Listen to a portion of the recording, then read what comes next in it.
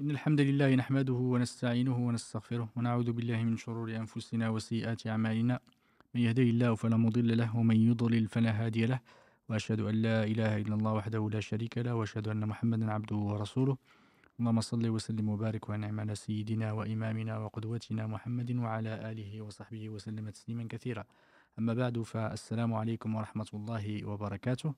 Bienvenue dans ce nouveau live consacré à la jurisprudence, de façon générale, à la législation en islam. Alhamdoulilah, j'ai eu le plaisir de revoir encore devant moi Cheikh Mamadou Dafé, qu'Allah subhanahu wa ta'ala le bénisse. Après un peu de... Voilà, il nous a manqué, pendant quelques épisodes, je pense qu'il vous a manqué aussi. Vous qui êtes derrière vos écrans, et je remercie aussi les frères Karim et Mohamed de toujours nous accompagner pendant ces lives. Alhamdoulilah, là, on a commencé à introduire ce sujet-là, surtout c'est une introduction à la jurisprudence.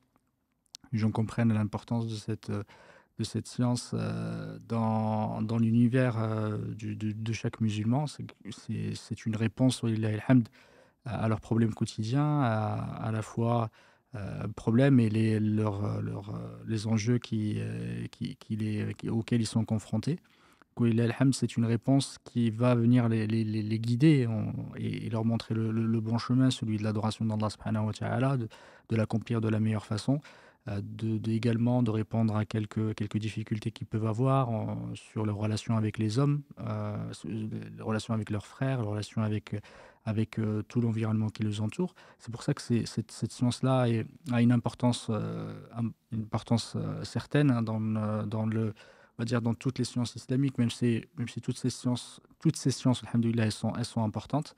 Mais en tout cas, je profite de la présence de Cheikh Barakallahu fi pour venir apporter une lumière supplémentaire sur ce sujet-là. On a commencé à parler de sujet du fiqh, walillahil hamd.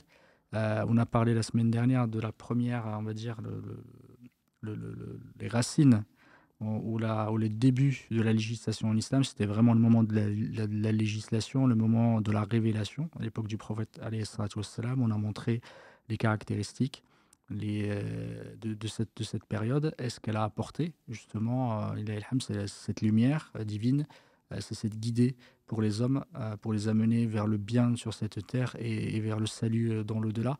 Et on a vu effectivement les prémices de l'ijtihad, les prémices de l'argumentation, de comment aborder les questions religieuses et comment apporter un avis de façon saine. Et là, alhamdoulilah, aujourd'hui, on va commencer ce que les ulama appellent parfois, ils appellent moment vraiment du développement, ou le début, pardon, de l'initialisation de cette science, véritablement. C'est le moment effectivement des sahaba, des compagnons du prophète Mohammed alayhi salatu wassalam. Après la révélation, justement, ils étaient confrontés aussi aux problèmes des gens, aux problèmes de l'État musulman. Et il fallait y répondre, il fallait apporter des réponses religieuses à ces questions-là, à ces enjeux. Ils peuvent être quotidiens, les enjeux ou des problématiques de personnes lambda, comme les problématiques beaucoup plus importantes. Du coup, il fallait vraiment euh, euh, faire preuve d'ijtihad, mais ils avaient effectivement une façon particulière de le faire, et surtout qui craignaient Allah subhanahu wa ta'ala. Et aussi, ils avaient un mérite et des caractéristiques que les autres n'avaient pas, parce qu'ils étaient les compagnons. Allah subhanahu wa ta'ala les a agréés, comme on va voir dans Surat Tawbah. Peut-être que tu vas en parler, barakallahu fik. Et là, j'aimerais bien, Inch'Allah ta'ala, au moins qu'on commence par cette transition-là. C'est le moment du décès du prophète alayhi salatu wassalam en l'an 11. Et là, c'est vraiment le début de Khilaf al-Rashida, en tout cas le califat, on peut qualifier de bien guidé. C'est vraiment la première période qui a commencé, c'est vraiment la continuité. Certains ulama même disent que c'est une continuité de la législation parce qu'ils sont venus nous clarifier véritablement les enseignements religieux, les prescriptions religieuses. Et aussi, le prophète alayhi salatu wassalam avait effectivement mis en avant cette période comme étant une période bénie et une période bien guidée. Et il nous a demandé justement, il nous a enjoint de les suivre et de s'accrocher à la sunna des khulafa, des califes bien guidés après lui.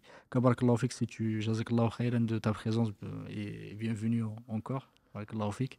Et je te laisse, Allah Ta'ala, jazakallahu khairan, nous introduire ce sujet, Inch'Allah, cette période. بسم الله الرحمن الرحيم الحمد لله رب العالمين والصلاة والسلام على خاتم الأنبياء والمرسلين وعلى آله وصحبه أجمعين أما بعد السلام عليكم ورحمة الله وبركاته جزاك الله خيرا سي Mohamed Adda et Karim. Donc on se retrouve et avec beaucoup de plaisir avec nos sœurs et nos frères pour parler d'un sujet d'importance, comme tu dis, le fiqh. On entend par fiqh presque comment me laver, comment faire ma prière, etc. Alors que ça prouve aussi besoin en était de la dynamique de la science en islam. La science n'est pas quelque chose qui est comme une eau dormante.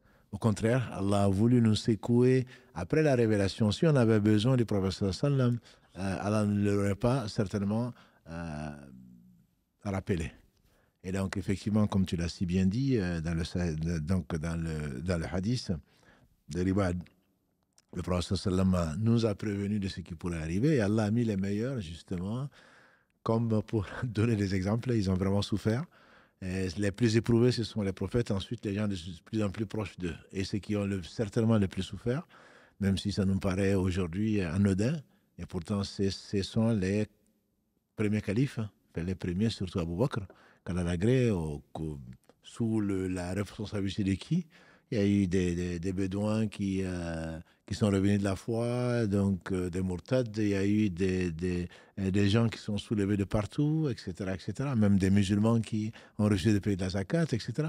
Donc Allah a voulu mettre justement les meilleurs, les plus savants d'entre nous, parce qu'ils sont les plus pieux, ça, je peux très bien de le dire, innama yakhshallaha min ibadihi al-ulama, ceux qui vraiment apprécient Allah, sa valeur, ce sont ceux qui le savent, ceux qui le connaissent. Et donc ici, le ilm, c'est vraiment le fahm. Le prophète sallam a dit, alayhi salatu wassalam, en substance, il a dit même, man yuridi bihi Allahu khayra, yufaqihu fi ddin. Celui à qui Allah veut du bien, il fait comprendre la religion. Donc ce n'est pas un livre que l'on prend, que l'on embrasse, que l'on lit les vendredis ou sur les morts, etc. C'est vraiment avec des yeux de vivants. Et ceux-là étaient vivants et leur cœur était vivant. Ils ont compris au travers de l'inspiration qu'Allah leur a donnée parce qu'ils le craignaient, parce qu'ils l'aimaient.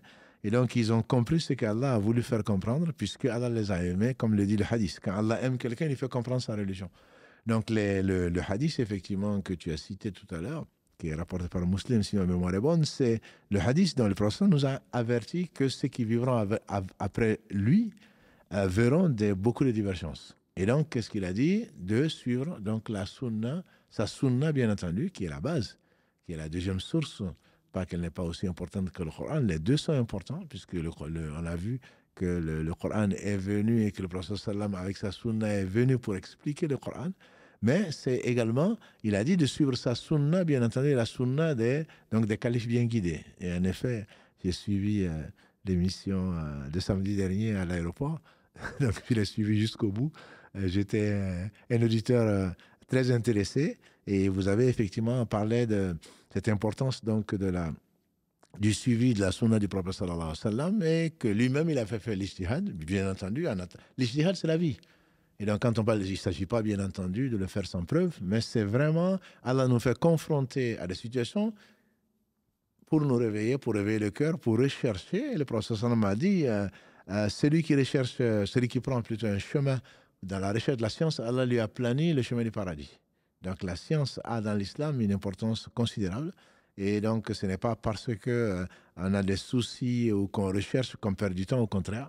Dunya, comme l'a dit le prophète sallam, est maudit, le monde est maudit, maudit ce qu'il contient, sauf le rappel d'Allah, ce qui peut lui être assimilé, l'enseignant et l'élève. Donc on doit toujours être là, et plus ils sont savants, plus ils savent ils connaissent peu, et plus ils recherchent. Donc tout ce temps-là a fait produire, alhamdulillah, une science dont nous avons, nous, hérité facilement. C'est pour cela d'ailleurs qu'on ne s'y intéresse que très peu, parce qu'on l'a eu gratuitement. Alors que eux, alhamdulillah, ils ont vécu à côté du prophète sallallahu alayhi wa sallam, et les meilleurs d'entre nous, sans aucune discussion, ce sont les compagnons du prophète sallallahu alayhi wa sallam. Exactement. Et donc Allah a voulu les éduquer, les uns et les autres, à côté du prophète sallallahu alayhi wa sallam, peut-être pendant 23 ans. Pour certains d'entre eux, comme Abu Bakr, peut-être pendant 20 ans. Pour certains d'entre eux, comme Omar, comme Ali, 23 ans, etc. Othman ibn Affan, voilà. Donc, ce sont les 4 premiers califes sur lesquels ne divergent pas les gens de science. qui ont vécu, qui ont transpiré, qui ont donné, qui ont compris, voilà, qui ont vraiment vécu les instants les plus importants de la vie du prophète sallam et qui ont appris. Aujourd'hui, 20 ans d'études, je pense qu'on se dirait qu'on est vraiment savant, alors qu'en réalité, Allah les a mis à côté. Et même des jeunes comme Anas ibn Malik al-Alagré, qui est resté 10 ans à côté du prophète sallam, c'est qu'il a vu des détails que nous, on n'a pas vu. Comment le prophète sallam a résolu certains problèmes, etc. Ils ont assisté à des choses dont ils ont tiré, grâce à Allah, des leçons très importantes. Donc, c'est vraiment, Allah a choisi les meilleurs pour accompagner les meilleurs des hommes, sallallahu alayhi wa sallam. Donc, les compagnons du prophète sallam, ce sont les plus savants et les plus aimés d'Allah subhanahu wa ta'ala et de qui il a accepté et qu'il a agréé, comme tu l'as introduit. Dans le verset 100 de la sourate Tawbah, Allah dit وَالسَّابِقُونَ أَوَّلُونَ مِنَ الْمُهَاجِرِينَ وَالْأَنصَارِ وَالَّذِينَ تَبِعُوهُم بِإِحْسَانٍ رَضِيَ اللَّهُ عَنْهُمْ وَرَضُوا عَنْهُ. Les premiers parmi les émigrés et les gens qui les ont accueillis, les Ansar, ils ont été satisfaits d'Allah, Allah a été satisfait d'eux. Et Allah les loue, et que ça c'est verset 100 de la sourate Tawbah, Allah les loue dans le dernier verset de la sourate 48, Al-Fath. Il dit Muhammadur Rasulullah walladhina ma'ahu ashidda'u al kuffar ruhama'u bainahum tarahum. Comment tu les vois? Et puis pourquoi ils ont été Muhammad et le messager d'Allah? On n'en point douter. Et les gens qui sont avec lui sont doux avec les croyants, inflexibles, je préfère cette traduction, avec les infidèles. Mais ce n'est pas parce qu'ils sont. Pourquoi ils sont inflexibles avec les infidèles? Pourquoi ils sont doux avec les croyants? Allah les décrit. Tarahum ruka'an sujadan yabtaguna fadlan min Allah wa ridwana.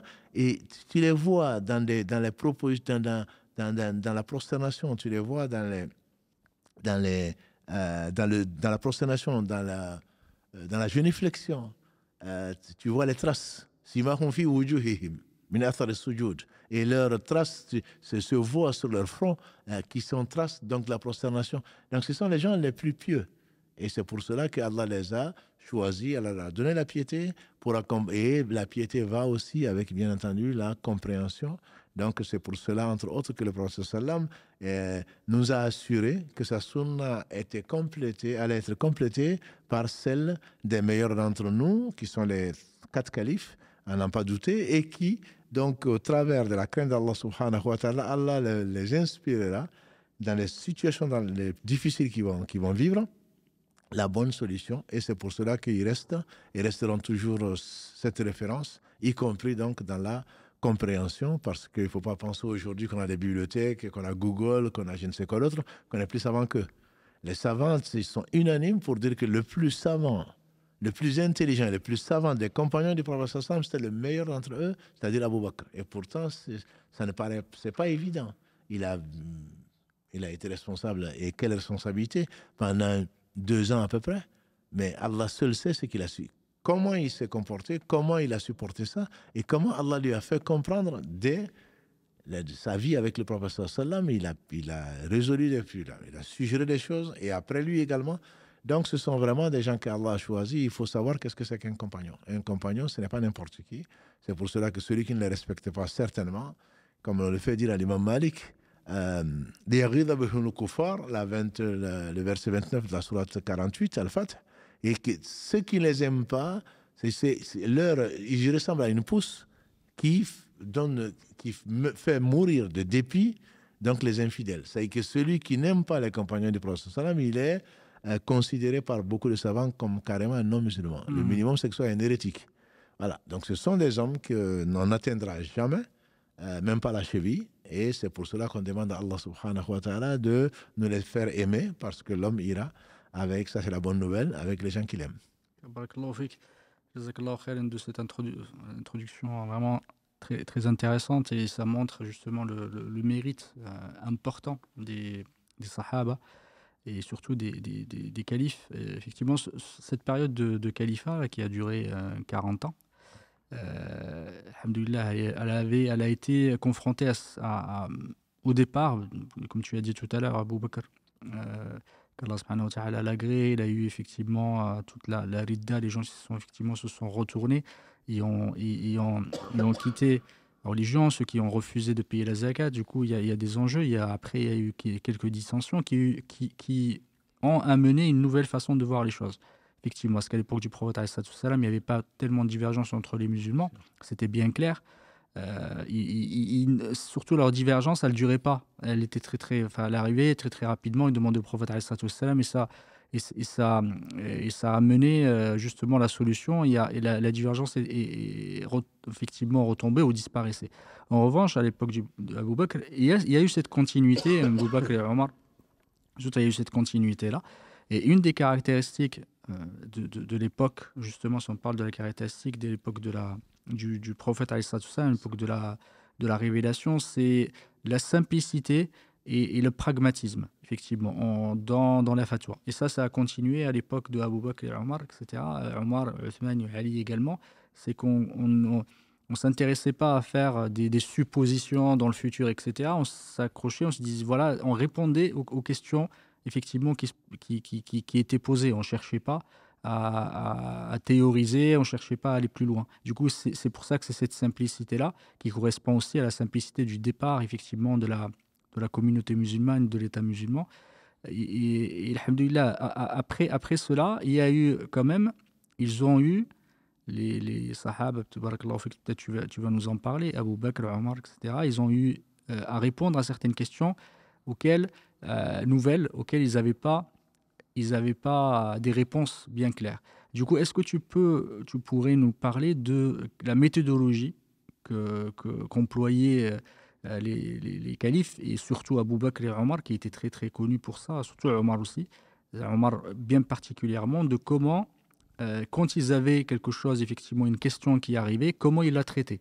Une question, qu'elle soit nouvelle ou pas nouvelle, c'est une question religieuse, quelqu'un qui leur posait la question, ou devant une situation, un cas d'usage particulier, comment ils réagissaient, comment ils arrivaient à retrouver, effectivement, comment ils arrivaient à un avis sur cette question-là. Non, mais effectivement, je pense qu'il y a un point qui est très important et Mm. que tu as souligné tout à l'heure, c'est le fait de ne pas inventer les questions. Mm. Et même les savants, y compris contemporains, nous ont enseigné que quand on venait poser une question, ils te demandaient est-ce que Oui, c'était une situation réelle ou ou pas. fictive. Tout à Si je fait. dis qu'elle était fictive, il dit attends que ça arrive. Ah oui, ça arrive, Voilà. exactement. Donc là, nous, aujourd'hui, on perd beaucoup de temps. S'il arrive ça, qu'est-ce que je vais faire? Et s'il m'arrive ça, et peut-être que tu vas mourir avant. Mm. Peut-être que tu n'aurais même pas ce problème. Encore moins chercher. C'est une perte Mm. d'énergie, une perte de temps. Donc, effectivement, quand ils étaient très pragmatiques, c'est le bon mot. Mm. Quand une chose arrivait, bien entendu, ils devaient la traiter. Et pour la traiter, ce sont, à ma connaissance, les 4 connaissaient le Coran par cœur. C'est Mm. la version que j'ai. Ils n'étaient pas les seuls. Et bien entendu, ils cherchaient dans le Coran. Ils ne vont pas aller demander l'avis, Mm. comme tu l'as dit la semaine dernière. Ils ne vont pas demander l'avis de quiconque si le Coran en parlait et son explication leur était parvenue. Et sinon, ils cherchaient les hadiths, puisqu'ils ne connaissaient pas tous les hadiths, aucun à ma connaissance.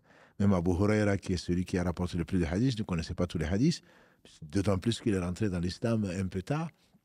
Et donc, quand il cherchait dans le Coran, il cherchait dans le hadith, et ensuite, effectivement, il consultait, notamment Omar, avait cette pratique qui est, pas parce qu'il n'était pas savant, parce que c'est l'un des plus grands juristes de l'islam, mais il consultait les autres pour savoir, ce qui me Mm. rappelle quand il était en campagne, et que quand il y a eu, par exemple, quand il a eu la peste. Mhm. Quand il y a eu la peste, il était en campagne et il est arrivé, il a appris qu'il y avait la peste quelque part. Et il demande aux compagnons, il consulte, d'où l'idée du consensus, qui est la troisième base de la jurisprudence en islam, y compris du temps des compagnons du prophète sallam. Et il demande qui est-ce qui a entendu le prophète sallam parler de situations similaires où il y a une épidémie.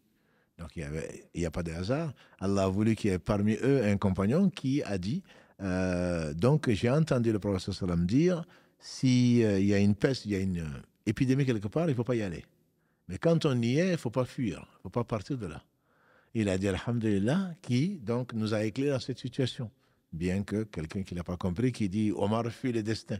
Il a dit, effectivement, Omar fuit le destin pour aller vers le destin, puisque Allah a voulu donc qu'il découvre ça et que par là, Allah ait sauvé un certain nombre de croyants qui l'accompagnaient, puisque la peste a quand même fait beaucoup de morts, même du temps, donc des temps des compagnons du prophète sallallahu alayhi wa sallam. Donc cette méthodologie, c'est celle de la consultation. Quand on, on cherche, quand on ne sait pas, on demande et Allah confie la science et tout le reste à qui il veut. Et à ce moment-là, on accepte, bien entendu, si c'est le hadith, le problème ne se pose pas. Sinon, on a différents avis et donc Allah fait voir l'avis qui est le meilleur, comme ça leur est arrivé également.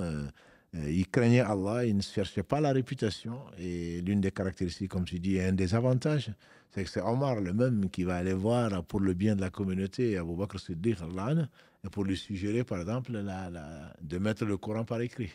Voilà. Ça, c'est vraiment Il y a un homme qui disait qu'Allah lui fasse miséricorde, enfin qu'Allah le réforme. Il est encore vivant et il disait que tout ce qui est bien chez le musulman, ça appartient à l'islam. Et tout ce qui est mauvais chez lui, c'est-à-dire ses péchés, lui appartient en propre. Nous, on a tendance à, oui, mais quand je serai responsable, je dirai ça. Non, Allah nous a inspiré, Allah nous a donné une solution qu'on pourrait même proposer, même si, au moins, on a la récompense. Donc, c'est Omar qui va aller voir Abu Bakr parce qu'à la bataille de Yamama, il y a eu 3000 morts, parmi 3000 martyrs parmi les musulmans. Et si tu mettais le Coran par écrit, on connaît l'histoire, on ne la connaît pas, on en a déjà évoqué. Mais donc, cette méthodologie, c'est vraiment le fait de rechercher le bien au travers de ce qu'Allah nous a inspiré et le dire aux responsables. Et donc, venir le consulter ou lui suggérer. Abu Moussa al-Ashari, ne serait-ce que pour le calendrier musulman, on dit qu'il a écrit à Omar ibn Khattab en disant on reçoit tes lettres non datées. Bon, ça reste quand même de l'ijtihad, tes lettres non datées. Et est-ce que tu peux pas nous dater tes lettres comme les rois de ce monde le font? On dit qu'Omar a rassemblé les gens, puisque ce n'était pas sur un verset, et qu'il allait se baser, il ne connaissait pas de hadith, il a rassemblé les gens et dit sur quoi on va se baser. Et certains lui ont dit on va se baser sur le premier jour de la révélation. D'autres disent on va se baser sur ceci et cela. Et puis quelqu'un a suggéré on va se baser sur l'émigration. Parce que, et Omar ibn Khattab dit, mais voilà la bonne suggestion, puisque c'est l'émigration qui a séparé les gens, ceux qui croyaient en Allah, qui ont choisi Allah, qui ont choisi son messager, qui ont choisi l'au-delà. À partir de ce moment-là, Allah a distingué le bon grain de l'ivraie. Et donc, on va prendre l'hégire comme la date du début de l'histoire récente, entre guillemets, de l'islam, puisque l'islam, c'est la religion d'Allah subhanahu wa ta'ala. Barakallahu fik et jazakallahu khairan de l'avoir effectivement mis en avant cette notion de shura, de consultation. C'est quelque chose qui était extrêmement prégnant à cette époque.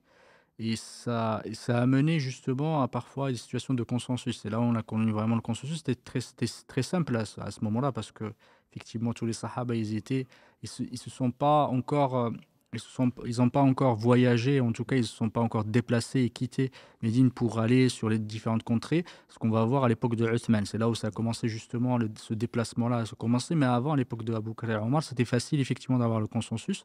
Même Imam Ahmed, rahmatullahi ta'ala alayhi, dit après cette époque-là, c'est très difficile de prouver qu'il y a eu un consensus. Il dit vaut mieux, pour lui, effectivement, c'est son avis, on se rapporte de lui, il dit vaut mieux dire je ne connais pas de divergence plutôt que de dire tout le monde il y a un consensus sur la question. À part le consensus justement de Sahaba à cette époque-là.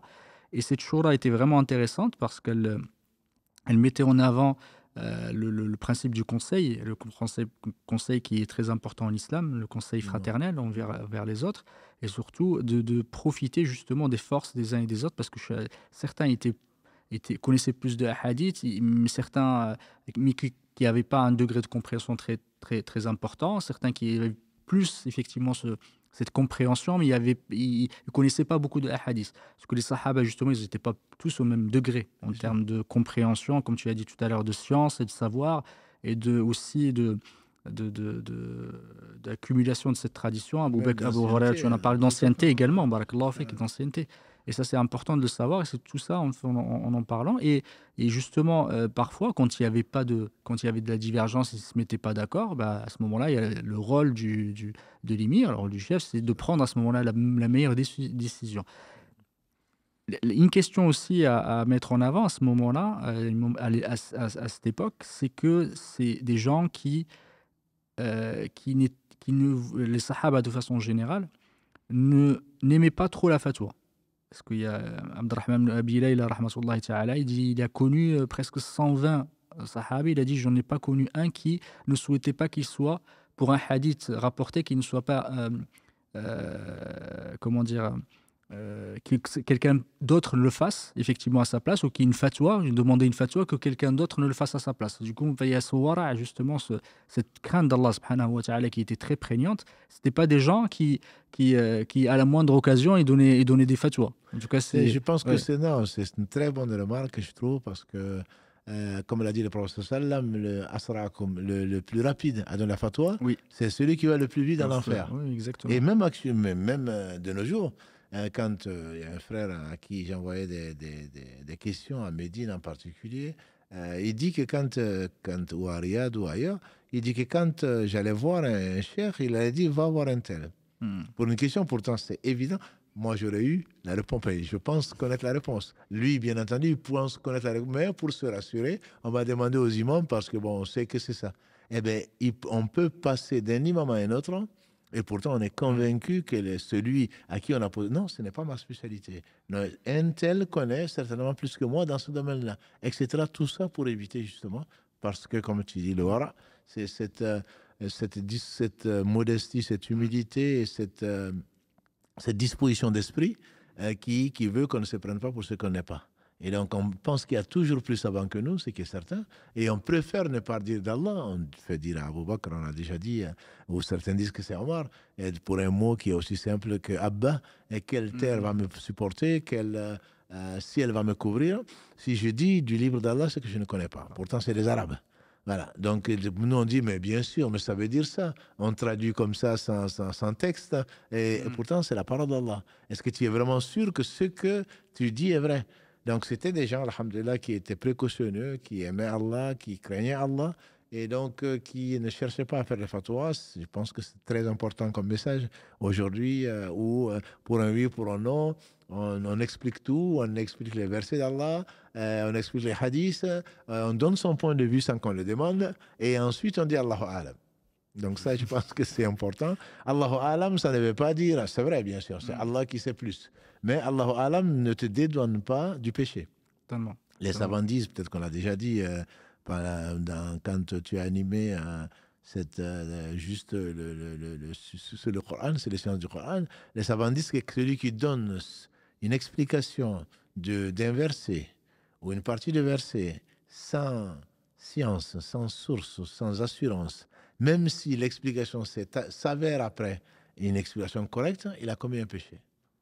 Parce qu'il a dit d'Allah ce qu'il ne sait pas.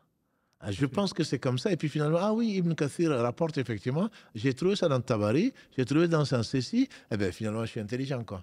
Non, tu es insouciant et tu ne crains pas Allah parce que comment est-ce que tu vas te présenter à Allah en disant que Allah a voulu dire ceci? Et donc, c'est vraiment des gens, alhamdulillah, les savants, c'est eux qui craignent Allah, c'est eux qui le connaissent. Et c'est une leçon pour nous, pas seulement de modestie, mais une leçon surtout, je pense, de voilà, comme tu dis, je ne sais plus comment le traduire. C'est une leçon de précaution, d'humilité et de crainte d'Allah subhanahu wa ta'ala de ne pas se précipiter pour donner. Ah, mais ça veut dire ça. Dans tel cas, tu fais ceci. La preuve, c'est que comme Mohammed Allah, le dit, le répète et le rappelle, quand on pose des questions à l'imam ou à toi, eh bien voilà. On a beaucoup de followers, beaucoup de gens, on dirait qu'ils n'attendent que ça. Ah, mais dans ce cas, ça veut dire ça. Dans ce cas, ça veut dire ça. Et ce n'est pas bon signe pour toi, mon frère. De Hmm. répondre à une question, on ne t'a même pas posé la question en plus. On t'aurait Exactement. posé la question par... tu pourrais toujours dire, mais je suis obligé de répondre pour ne pas paraître ridicule. Là, on ne t'a même pas posé la question. Ce que tu fais n'est pas du tout bon signe. Même si Hmm. tu penses être sûr de ta source, on ne t'a pas posé la question. Et donc, comme l'a dit le professeur Sallam, je pense que c'est le hadith 12 de l'imam An-Nawawi dans les 40. Min husni islam marai, tarak ma la yani. De ce qui embellit la religion d'un homme, c'est de ne pas se mêler de ce que ne regarde pas. Tout à fait. Là, on ne t'a pas posé la question. Et je remercie les frères et les sœurs. On reviendra dessus sur la question qui a été posée sur Al-Mulk.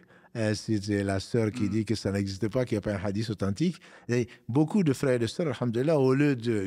Ils ont réagi sur Hmm. les réseaux, notamment sur Instagram, mais ils ont confié, ils ont envoyé les messages en disant, voilà, j'ai trouvé telle et telle source pour que tu la vérifies, pour que tu l'utilises. Voilà. Et pas montrer faire l'ostentation en disant tout à moi fait. j'ai trouvé. C'est facile aujourd'hui, hein, on tape sur Oui, c'est Google, sûr, voilà, châtiment de la tombe, on va tomber sur des hadiths et on ne sait pas tout à fait, s'ils sont authentiques ou pas, et tout à fait. quelle est l'explication, est-ce qu'ils ont été abrogés, on ne se pose même pas ces questions-là. Donc c'est le fait, je trouve ta remarque très très juste et très importante, c'est pour nous aujourd'hui, c'est vraiment le fait de ne pas se précipiter à répondre aux questions, à donner des fatwas, et une fatwa correspond, fatwa pour ceux qui veulent savoir ce que c'est. Donc, c'est un avis religieux, c'est une situation nouvelle. Une fatwa est donnée par un savant sur une question précise à un moment déterminé. Voilà. Nous, on va sur Google, on va ailleurs, sur des sites. Ah oui, mais voilà, et on fait du qiyas. On se prend pour un mujtahid, on se prend pour quelqu'un qui peut déduire des lois. Et donc, on va faire des assimilations. Mais dans ce cas, le savant a dit ça, donc ça correspond à mon cas. Non, c'est pas du tout. Ça ne correspond absolument pas à ton cas, ni à son cas. Donc, il faut vraiment faire très, très attention par rapport donc, à ce que l'on pense être vrai, mais en réalité, c'est Satan qui nous pousse à suivre nos passions et on oublie au jour du jugement dernier où on risque de payer les conséquences de ce qu'on a dit. Barakallahu fik. Et, autre caractéristique de ce moment-là, c'est effectivement les Sahaba avaient tendance à ne pas, comme tu as dit, être sur le wara', barakallahu fik, sur la fatwa, mais aussi sur la transmission des hadiths. Vraiment à l'époque d'Abu Bakr et Omar, ils avaient vraiment cette précaution pour éviter justement de, soit effectivement par oubli ou pour des problèmes de mémoire, de dire sur le prophète alayhi salatu wassalam des mensonges. Et également, à ce moment-là, on commençait aussi à l'époque à avoir des prémices du mensonge. À l'époque effectivement des, euh, des califes bien guidés. Du coup, ils faisaient très très attention. Et ça se voyait effectivement de Abu Bakr et de Omar. Et j'ai un asar qui me vient à l'esprit, celui de Abu Bakr. Il y avait une dame qui était venue le voir, effectivement, une grand-mère, pour demander son droit dans l'héritage. Combien, effectivement, quelle était sa part dans l'héritage. Et là, il ne connaissait pas de hadith du prophète, alayhi salatu wassalam, il ne connaissait pas de preuve du Coran ni de la Sunna. Du coup, il a posé la question aux Sahaba, comme tu as dit tout à l'heure, barakallahu fi, quelqu'un connaît, est-ce que quelqu'un rapporte quelque chose du prophète, alayhi salatu wassalam. Et là, Al-Mughira ibn Shu'ba, il a dit oui, j'avais effectivement entendu le prophète, alayhi salatu wassalam, dans cette situation, il avait donné le sixième, à Soudous. Et là, il lui a dit, est-ce que tu as un témoin Pour cela. pour cela? Et là, à ce moment-là, c'était un autre sahabi, il me semblait que c'est Mohammed ibn Maslama, qui lui a dit, je garantis effectivement, je viens apporter mon témoignage, que j'ai entendu Confirme. la même chose. Du coup, il y a lui, il y a Abu Bakr également, on parlait d'Abu Moussa al-Ash'ari, il était venu voir Omar ibn al-Khattab, radiyallahu ta'ala anhu. Il avait demandé l'autorisation une fois, deux fois, trois fois, la troisième fois, il est reparti. Je sais pas si je pense tu l'avais déjà évoqué ce sujet. Et à ce moment-là, il est reparti et là, Omar il lui a dit: «Mais pourquoi tu es parti? Pourquoi tu n'as pas insisté?» Il lui a dit: «Parce que j'ai entendu le prophète alayhi salatu wassalam dire, voilà, troisième, s'il y a personne qui te répond, tu pars», effectivement. Et là, il lui a dit: Un soit témoin. tu m'apportes effectivement un témoin de ça, sinon Sinon, je te fouettais. je vais te fouetter, je vais te faire du mal, Ouais, tout à effectivement. fait. Et là, أوجعتك. Ouais. Et c'est là, il me semble, c'est Abu Saïd, Saïd al-Khudri, radiallahu ta'ala anhu, qui est venu et qui était jeune et qui est venu témoigner pour dire effectivement, je l'ai entendu du prophète, alayhi salatu wassalam. Du coup, ils étaient très très précautionneux. C'est pas parce que obligatoirement il faut avoir un témoin à côté, mais pour eux, c'était quelque chose de très important de ne pas, de ne pas rapporter du prophète alayhi salatu wassalam des choses qui n'étaient pas vraies. Et également, c'était un moment où il y avait aussi beaucoup de divergences sur le Coran. Ils craignaient qu'il y ait effectivement que le Coran, le hadith se mélange au Coran. Et c'est après, à l'époque de Uthman, qu'on a commencé, radiyallahu ta'ala anhu, qu'on a effectivement, comme tu as dit, on a instauré, le seul mushaf de Uthman. C'est à ce moment-là qu'on a commencé justement à faire un peu plus de. Les gens, ils ont commencé à rapporter de plus en plus, et on en avait parlé dans la série sur l'enregistrement de la Sunna. Ça, effectivement, ça c'est un des éléments vraiment très particuliers. Et si tu pouvais, barakallahu fik, par rapport effectivement à l'époque des Sahaba, il y a un autre élément qui était caractéristique, c'est qu'à l'époque des premiers, on va dire, il y a Sirar Sahaba et Kibar Sahaba. Les grands Sahaba, on va parler des Khulafa qui font partie effectivement des Sahaba, les premiers. Ils n'aimaient pas ce qu'on appelle le ra'i, l'opinion. effectivement. C'est de dire, mais c'est pas l'opinion, il y a l'opinion qui est bonne et qui est l'opinion mauvaise, mais il n'aimait pas la mauvaise opinion, justement. Est-ce que tu pouvais juste nous en parler de ce sujet-là et comment il distinguait, on peut distinguer entre la bonne opinion et la mauvaise opinion, ce qu'on appelle le ra'i, c'est pour eux, à l'époque, c'était tout ce qui n'était pas basé sur le Coran et la Sunna, c'est dès le moment où tu faisais un ijtihad. C'est pour eux, entre guillemets, la bonne opinion était synonyme de ijtihad. C'est-à-dire qu'on faisait soit le qiyas, l'analogie, comme tu as parlé, effectivement, on passait à d'autres sujets. Tu pourrais juste nous en parler, c'est parce que c'est important de mettre en avant cet élément, et parce que l'élément de l'opinion va arriver un peu plus tard, parce qu'il y a eu deux écoles importantes. J'espère qu'Inch'Allah, on pourra en parler. Mais c'est chacune des deux écoles, elle a été effectivement, elle a des caractéristiques et aussi des origines et des sources, des causes pour le développement de ce type de fiqh pour ces deux écoles qui sont différentes.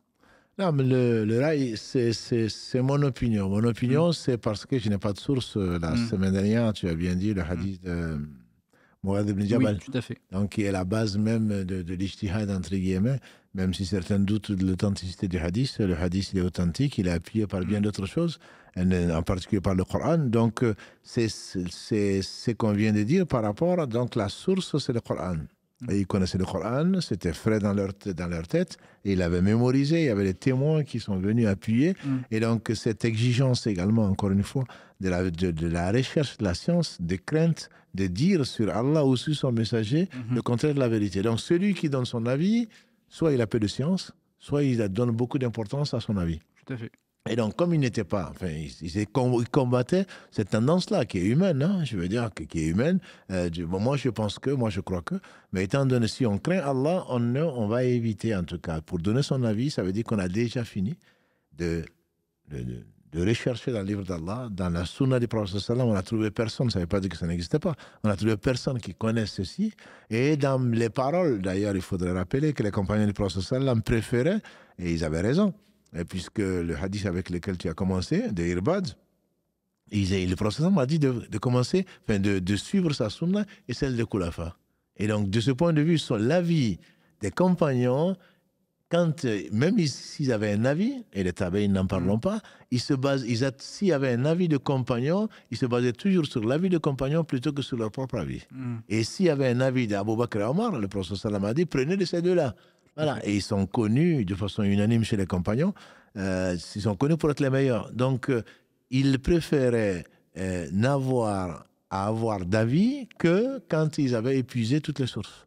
Toutes Mm. les sources, en particulier, donc même l'avis des grands, les kibars, comme tu Mm. dis, les quatre califes, mais parmi les quatre califes, Abou Bakr et Omar, et même Omar lui-même préférait, quand on lui a parlé de la Kalala ou d'autres choses, et on dit qu'Abou Bakr avait décidé que c'était ça parce qu'il n'avait pas d'autres sources. Tout à Il fait. dit, j'aurais honte de donner mon avis alors qu'il y a eu l'avis d'Abou Bakr. Tout à fait. Donc l'avis ici, comme tu dis, il y a deux types d'avis. Il y a la spéculation et il y a le fait que un avis qui est basé sur la réflexion et l'analogie, qui est acceptable, mais à condition que l'on n'ait pas d'autres sources qu'on est plus fiables, entre guillemets.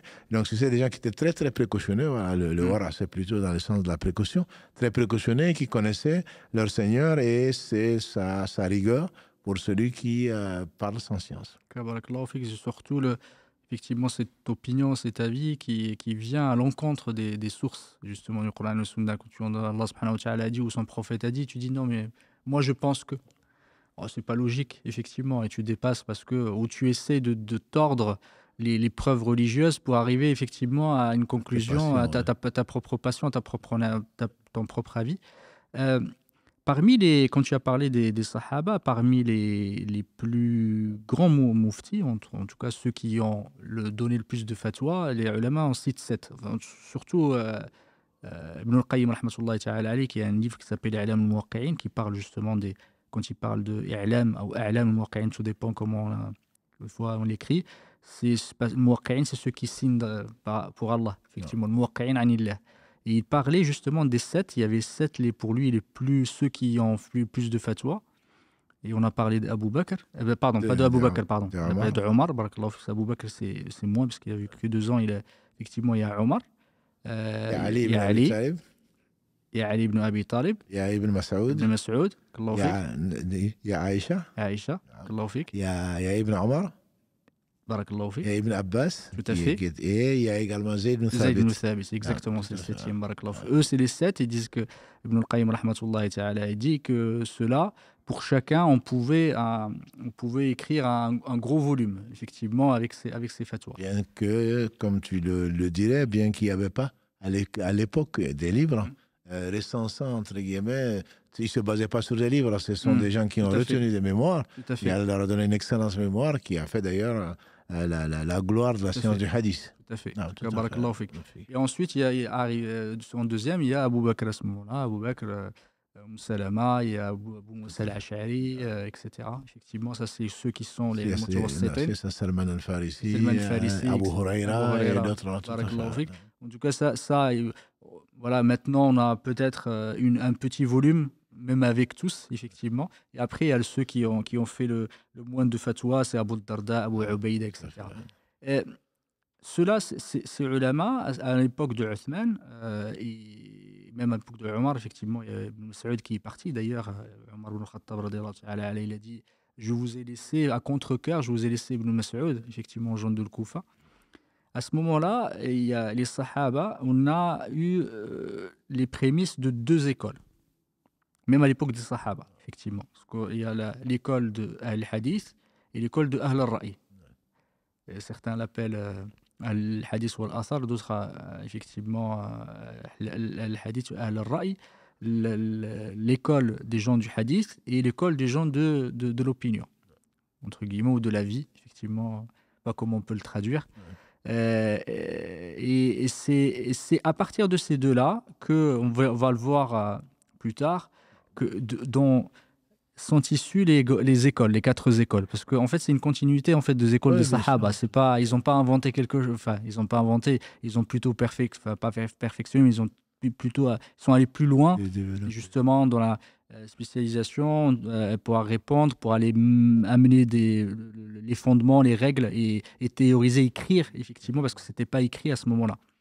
Du coup, si tu pouvais juste nous en dire un petit mot sur les deux, parce que ça permet de voir un peu tout le chemin qu'a fait effectivement la jurisprudence, comment elle a été construite, comment elle a été initialisée depuis le départ.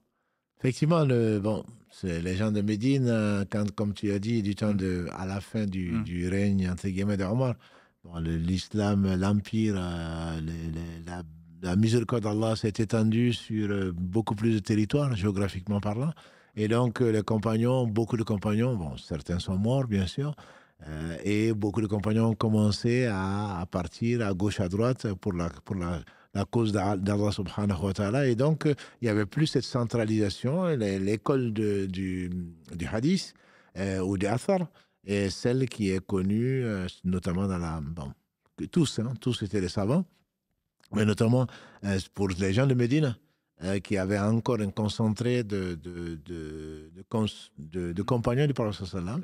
Et donc, comme tu as dit, beaucoup insistaient sur la vérification. Et les compagnons étaient là pour démentir d'éventuels gens qui voulaient s'immiscer ou passer inaperçus en mentant sur le prophète sallam, parce que ce n'étaient pas des compagnons, parce que c'était des gens qui n'étaient pas compagnons. Et il faut rappeler, c'est une phrase qui me plaît beaucoup, on dit que du temps du prophète sallam et de ses compagnons, les Arabes ne mentaient pas. Donc ils avaient un honneur, ils avaient honte de mentir, même s'ils n'étaient pas musulmans. Donc le mensonge n'était pas du tout répandu. Et ce n'est venu que bien plus tard. Et donc même les hérétiques qui voulaient rentrer ne pouvaient pas, parce qu'il y avait toujours des barrières, des obstacles, et on n'était toujours pas suspicieux. Comme tu l'as dit, ce n'est pas le mauvais soupçon. C'est juste pour être sûr que ce que tu dis, est-ce que c'est vraiment tu l'as entendu ou c'est comme ça que tu l'as interprété? Alors, si quelqu'un d'autre a entendu, comme tu l'as amené l'exemple, alors tu as peut-être raison. Voilà, donc il y avait cette école-là, notamment autour donc des compagnons qui étaient restés à Médine, qui se basaient essentiellement sur les hadiths. Sur la tradition plutôt, la tradition. Donc le Coran, la Sunna, on est tous d'accord. Et quand il n'y avait pas ça, à ce moment-là, se basait sur l'opinion en particulier que de compagnons et de grands compagnons. Et que de grands compagnons. Et même les gens qui sont venus après les tabi'in, qu'Allah les récompense par le meilleur, quand il y avait un avis de compagnon, ils ne prenaient pas l'avis de quelqu'un d'autre et encore moins leur avis. Même celui qui est connu comme l'imam de gens qui utilisaient l'opinion, je veux parler d'Abu Hanifa, qu'Allah lui fasse miséricorde, et c'est l'avis des 4 imams les plus connus de la Sunna, c'est que quand il y avait un avis, et on fait dire à Abu Hanifa, quand le Coran, quand je cherche dans le Coran, ensuite dans la Sunna, ensuite je prends l'unanimité des compagnons du prophète sallam sur une question. Ça pouvait arriver. Bon, comme tu dis, à l'époque, quand on pouvait parler d'unanimité, donc pas après du temps de la fin du règne de Omar ou de Othman, où c'était dispersé. Mais quand il y avait unanimité, je ne dépasse pas ça. Quand il y avait divergence entre les avis des compagnons, je choisissais voilà, un avis des compagnons. Et à partir de ce moment-là, quand il n'y avait pas ça, c'est qu'on ne pouvait pas laisser l'avis des compagnons qui n'a pas été contredit par d'autres compagnons, c'est un avis que l'on accepte, qu'on n'a pas à discuter parce que Allah les a choisis, Allah les a agréés, donc on n'a pas le droit d'aller chercher, donner son opinion. Si Allah les a agréés, c'est bien parce qu'il leur a donné sa satisfaction basée sur leur sincérité, leur science et leur crainte d'Allah subhanahu wa ta'ala. Donc, il y avait cette école-là, entre guillemets, qui ne dépassait pas ça. Et puis, il y avait une autre, comme il le disait Abu Hanifa, si il n'y a pas de parole de compagnons, ou s'ils ont divergé, je prends l'avis qui me paraît le plus correct. Hein. Et sinon, s'il n'y avait pas de parole de compagnons, alors je donnais mon propre avis. Je peux donner mon propre avis de ce qu'Allah m'a instruit. Et c'était des gens qui étaient extrêmement intelligents. Pour moi, c'est les surdoués. C'est vraiment les surdoués. Quelqu'un comme Abu Hanifa, que malheureusement les gens ne connaissent pas, on reviendra, Inch'Allah, dessus. C'est les gens qui n'ont pas eu de pareil, quoi. Et je ne parle pas de comparer aux compagnons, bien sûr.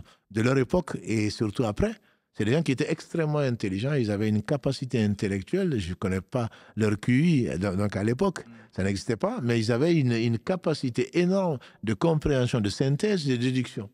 Voilà. Et personne, même parmi les philosophes, n'osait débattre avec Abu Hanifa. Tellement il était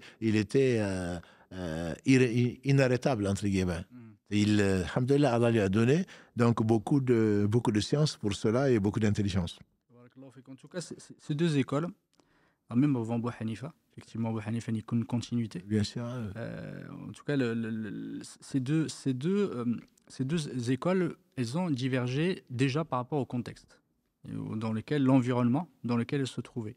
Parce que quand on parle de l'école de l'Hadith, qui est plutôt dans le Hijaz, à Médine et aussi à la Mecque, effectivement, les grands représentants, ce sont, comme tu as parlé tout à l'heure, Barakallahu Fik, tu as parlé de Zayd ibn Thabit, c'est celui qui a représenté c'est le chef de file, justement, de l'école de Médine. Il faut rappeler que Zayd ibn Thabit, c'est celui qui a été choisi par Allah pour rassembler le Coran du temps d'Omar. Et ensuite, du temps d'Abou Bakr, et également après du temps d'Othman. Voilà, c'était un Ansar, un jeune extrêmement intelligent, comme tu nous l'as enseigné. Et le professeur l'a envoyé en quelques jours, il a appris l'hébreu, il a appris. Voilà. Donc, il faut pas, on n'arrive pas à imaginer, tant qu'on n'essaie pas de se mettre dans cette période-là pour comprendre que les surdoués, ça ne date pas d'aujourd'hui. Voilà. Nous, on est émerveillés par les gens qui apprennent vite. Et il faut rappeler que l'imam Nawawi, qu'Allah lui fasse misère, qui était. On dit qu'il est né en 631 et mort en 676 de l'Égypte. Donc au 7e siècle, l'imam An-Nawawi, on dit qu'il a appris le Coran à 7 ans. Il a fini d'apprendre le Coran à 7 ans.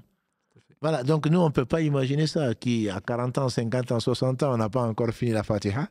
Donc c'est quand même, on n'arrive pas à l'imaginer. Donc Zayd, effectivement, c'était c'est celui qui est le scribe par excellence, il n'était pas le seul, du prophète sallallahu alayhi wa sallam, et donc qui était un des chefs de file, comme tu l'as rappelé tout à l'heure, de cette école-là, donc des Athar ou des écoles de hadith. Effectivement, c'est celui qui est vraiment le précurseur de cette école-là, et après lui, il y a Ibn Omar, qui normalement on peut considérer comme étant son élève, effectivement, mais c'est une continuité, on connaît lui, Ibn Omar, et après Ibn Abbas, qui était plutôt à la Mecque.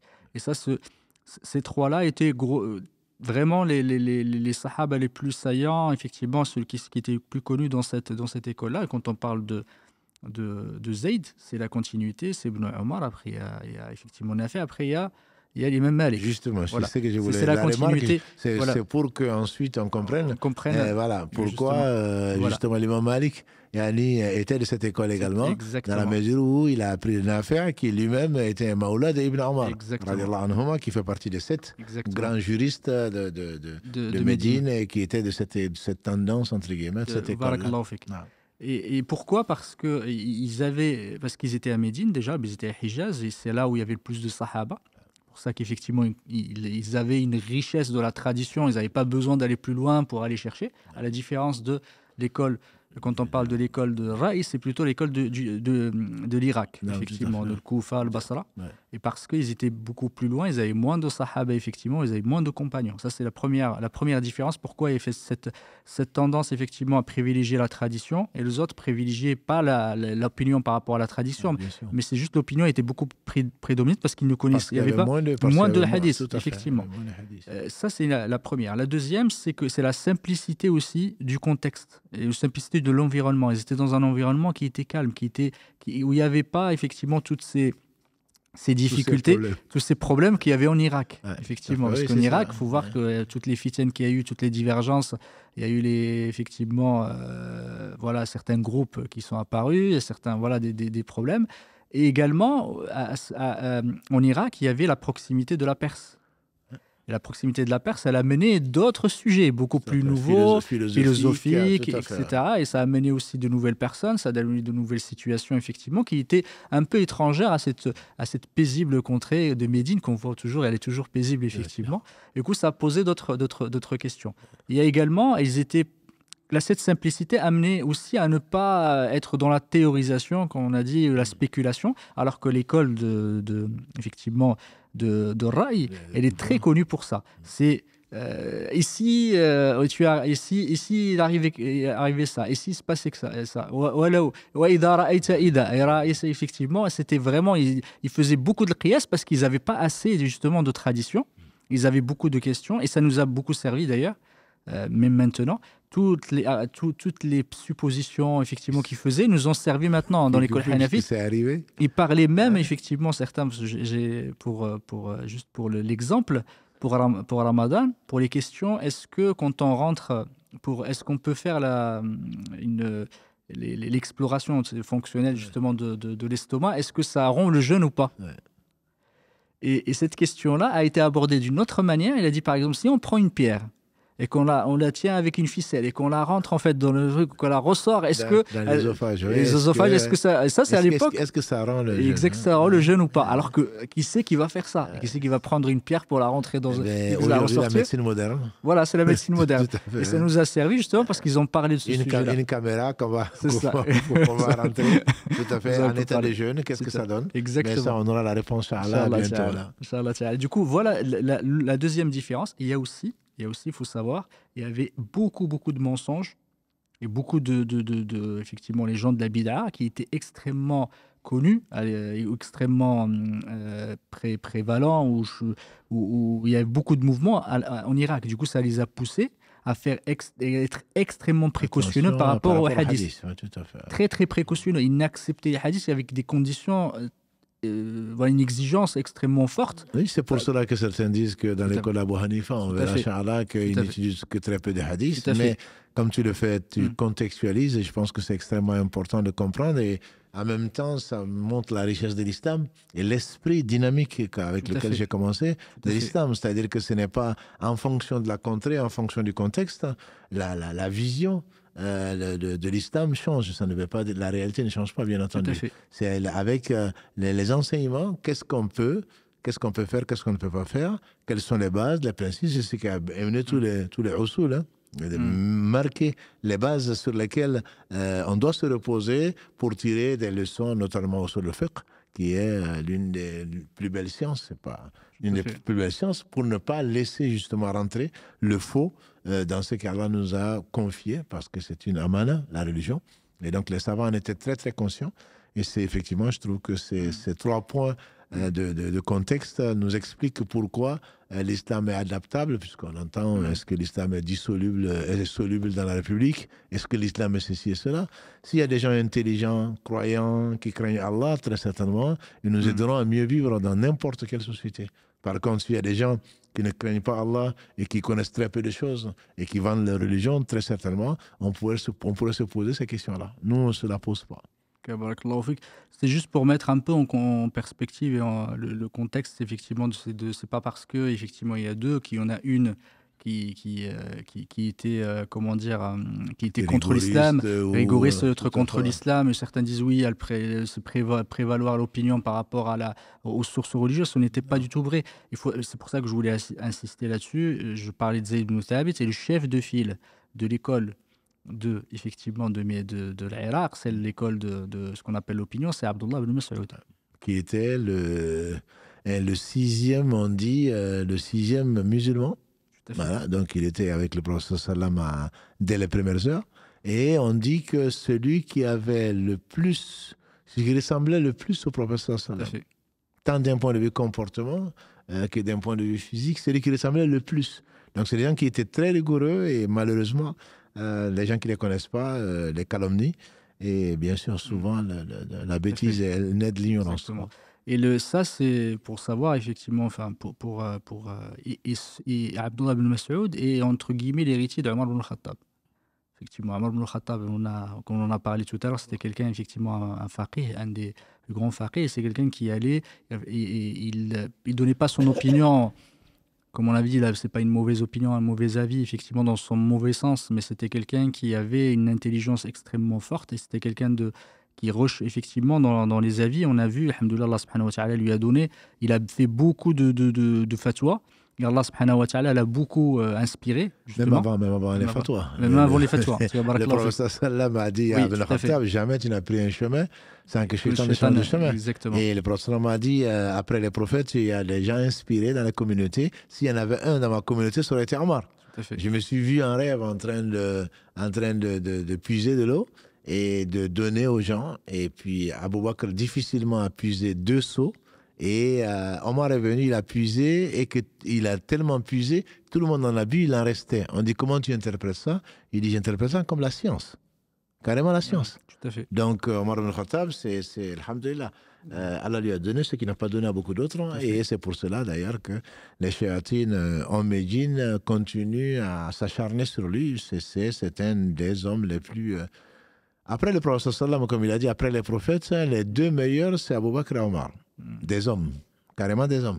Donc, Omar, il a une place très particulière. Il doit l'avoir, en tout cas, dans nos cœurs. Et nous disons qu'Allah subhanahu wa ta'ala le récompense par le meilleur, lui, celui qui l'a précédé.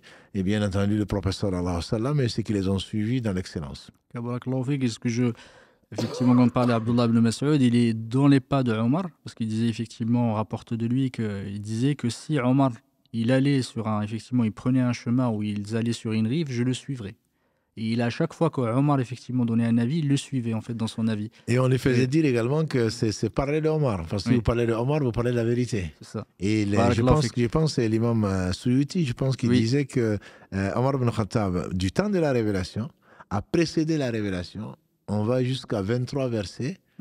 Il a dit au prophète, et pourquoi tu ne faisais pas ça? On connaît les prisonniers de Badr, on connaît les hijabs, etc. Tellement, c'est pour conforter ce que tu as dit de son intelligence. C'est qu'il a anticipé la révélation. Et Allah venait confirmer, entre guillemets, bien sûr c'est un homme, ce n'était pas un prophète. Il n'y a aucune ambiguïté. Mais c'est ce que Allah a donné à certains, ce qu'il n'a pas donné à d'autres. Il faut les respecter pour cela, c'est également la richesse de l'islam. Et que dis-je, Allah a mis des hommes pour justement hériter donc de cette science sans laquelle nous serons perdus. Tout à fait. Et effectivement, Ibn Abbas, qu'Allah l'agrée, il disait d'Ibn Omar qu'il détenait le 9/10 de la science. Effectivement, pas. Et dans ses pas, Abdullah ibn Mas'ud, qui est parti, effectivement, c'est Omar qui l'a envoyé, qui l'a mis à Koufa. Et c'est lui qui a fondé, qui on va dire, Zayd ibn Thabit d'un côté. Il y a Zayd ibn Thabit, c'est l'héritier d'Abou Bakr, ça, c'est une certitude là-dessus. Même Abou Bakr, il a eu 2 ans, mais ce n'est pas. Voilà, il a fondé vraiment cette vraie école de hadith. Et là, Abdullah ibn Mas'ud a vraiment celui qui a fondé effectivement cette école. Il y avait Ali aussi, ibn Abi Talib, radiallahu ta'ala anhu, qui était aussi, qui s'est installé à Koufa. Et Abdullah ibn Mas'ud, c'est, son élève, c'est Ibrahim Nakha'i, qui est effectivement l'élève, c'est Al-Qama, qui a une élève Hamad, et c'est l'élève, et son élève, c'est Abu Hanifa. Du coup, effectivement, Abu Hanifa est dans la lignée des élèves de Abdullah ibn Mas'ud. Et effectivement, il faut savoir que c'est une école, ce n'est pas une école à l'époque qui délaissait la sunna, ce n'était pas vrai, c'est juste une question de situation, c'était juste une question d'environnement. Il n'y avait pas beaucoup de hadiths qui leur arrivaient, ils étaient très précautionneux par rapport au contexte, il y avait beaucoup de mensonges, de faux. Et du coup, il y avait quand même à l'époque une certaine dualité aux confrontations entre les deux écoles. Alhamdoulilah, je suis passé un moment, on va pouvoir le mettre en avant, mais ce n'est pas dans une dualité de détestation ou autre, c'est juste parce qu'ils recherchaient la vérité, ils recherchaient justement le bien, mais ce n'était pas dans une dualité comme on peut l'avoir pour de l'ostentation ou pour être connu ou autre, ce n'était pas du tout dans ce sens-là. Barakallahu fik, effectivement, jazakallahu khairan, c'est juste pour dresser un peu voilà, la situation et de savoir effectivement que ce mouvement intellectuel, il a cette dynamique intellectuelle que tu as si bien cité tout à l'heure, barakallahu fik, a commencé déjà à l'époque des Sahaba. À l'époque des Sahaba, ce n'était pas des gens qui juste ils appliquaient, c'était des gens aussi qui étaient intelligents, qui avaient aussi des divergences à l'époque, ils divergeaient sur certains éléments. Je pense qu'il faut, c'est une très bonne remarque, je pense qu'il faut que les gens comprennent que pour les aimer, c'était pas des gens, quand on parle aujourd'hui de musulmans, on parle des gens soumis qui cherchent pas à comprendre, et même les savants connus et respectés contemporains, certains disent oui, c'est ceux qui parlent des monstrueux, voilà, ils sont là en train de parler de choses qui sont connues, archi connues, et puis dont on n'a pas besoin, on a besoin des gens qui réfléchissent comme si eux, ils réfléchissaient pas, au contraire. C'est parce qu'ils réfléchissaient justement qu'Allah les a choisis pour continuer, pour nous faire hériter donc cette richesse qui est unique. Il y a tellement de choses à dire sur cette période. Et là, mais alhamdoulilah, on est arrivé au bout de l'heure, ça passe très très vite. En ta compagnie. Surtout avec une compagnie comme la vôtre. Jazakallah khairan, Allah te bénisse et te récompense par le meilleur. Et je propose passer potentiellement aux questions sur le live, Inch'Allah ta'ala. Oui, salam alaikum Mohamed, salam alaikum Cheikh, barakallahu fikoum pour cet échange. Alhamdulillah, les gens sont très très contents de revoir le duo réuni. Barakallahu fikoum pour ces nombreuses informations très enrichissantes. Alhamdulillah, il n'y a pas beaucoup de questions sur le sujet, mais alhamdulillah, on va essayer d'en poser quelques-unes. En tout cas, il y a une question qui est arrivée, notamment vous parliez justement des écoles. La personne pose la question comment savoir de quelle école je fais partie, ou comment faire plutôt, est-ce que je dois chercher à savoir à suivre une école en particulier, voilà, la personne se pose cette question-là. Donc comment savoir de quelle école je fais partie? C'est une question légitime, hein. De toute façon, c'est l'au-delà. Le prix, la récompense dans l'au-delà est en fonction de ce qu'on a fait ici-bas. Donc, il ne s'agit pas, effectivement, comme on a dit, d'être l'école de Google, de prendre ce qui nous arrange, etc., comme beaucoup de gens font. Ils vont sur Google, ils prennent les avis des uns et des autres, et ils se permettent de choisir des avis, sans connaître vraiment ni l'origine et surtout la véracité de ceci et cela. Donc, l'islam est très vaste, très tolérant, très dynamique, comme on a vu tout à l'heure, Inch'Allah, et on verra plus tard comment toutes ces écoles sont valables, elles sont valides. Il n'y a pas de divergence entre les gens de la Sunna, comme les 4 écoles, il n'y en a pas que 4, mais les 4 qu'Allah a voulu nous garder, sont toutes des écoles valides. On peut, dans un endroit ou un autre, encore une fois, Mohamed barakallahu fi, dans un contexte particulier, comme le Maghreb par exemple, ou en Afrique noire, c'est l'école Maliki. Voilà. Par exemple, ce qui est majoritaire, mais elle est loin d'être majoritaire dans le monde, au contraire. Elle est même très minoritaire. Voilà. Donc l'intelligence, c'est le fait de vivre avec son époque là où on est. Et on a beaucoup plus de savants qui ont appris sur les bases donc, de cette école-là ou d'une école.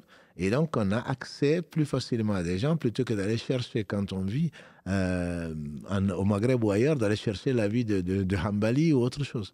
Donc c'est pour cela que là, ce qui est conseillé, c'est que nous qui ne sommes pas des savants, d'accepter, entre guillemets, de poser des questions aux gens qui savent. Demandez aux gens qui savent, si vous ne savez pas, quand vous commencez à douter, toi tu es de quelle école, tu prends de quelle ceci et cela, c'est comme si tu connaissais ou tu mettais une graduation entre les écoles, même si très certainement chacun a son opinion dessus.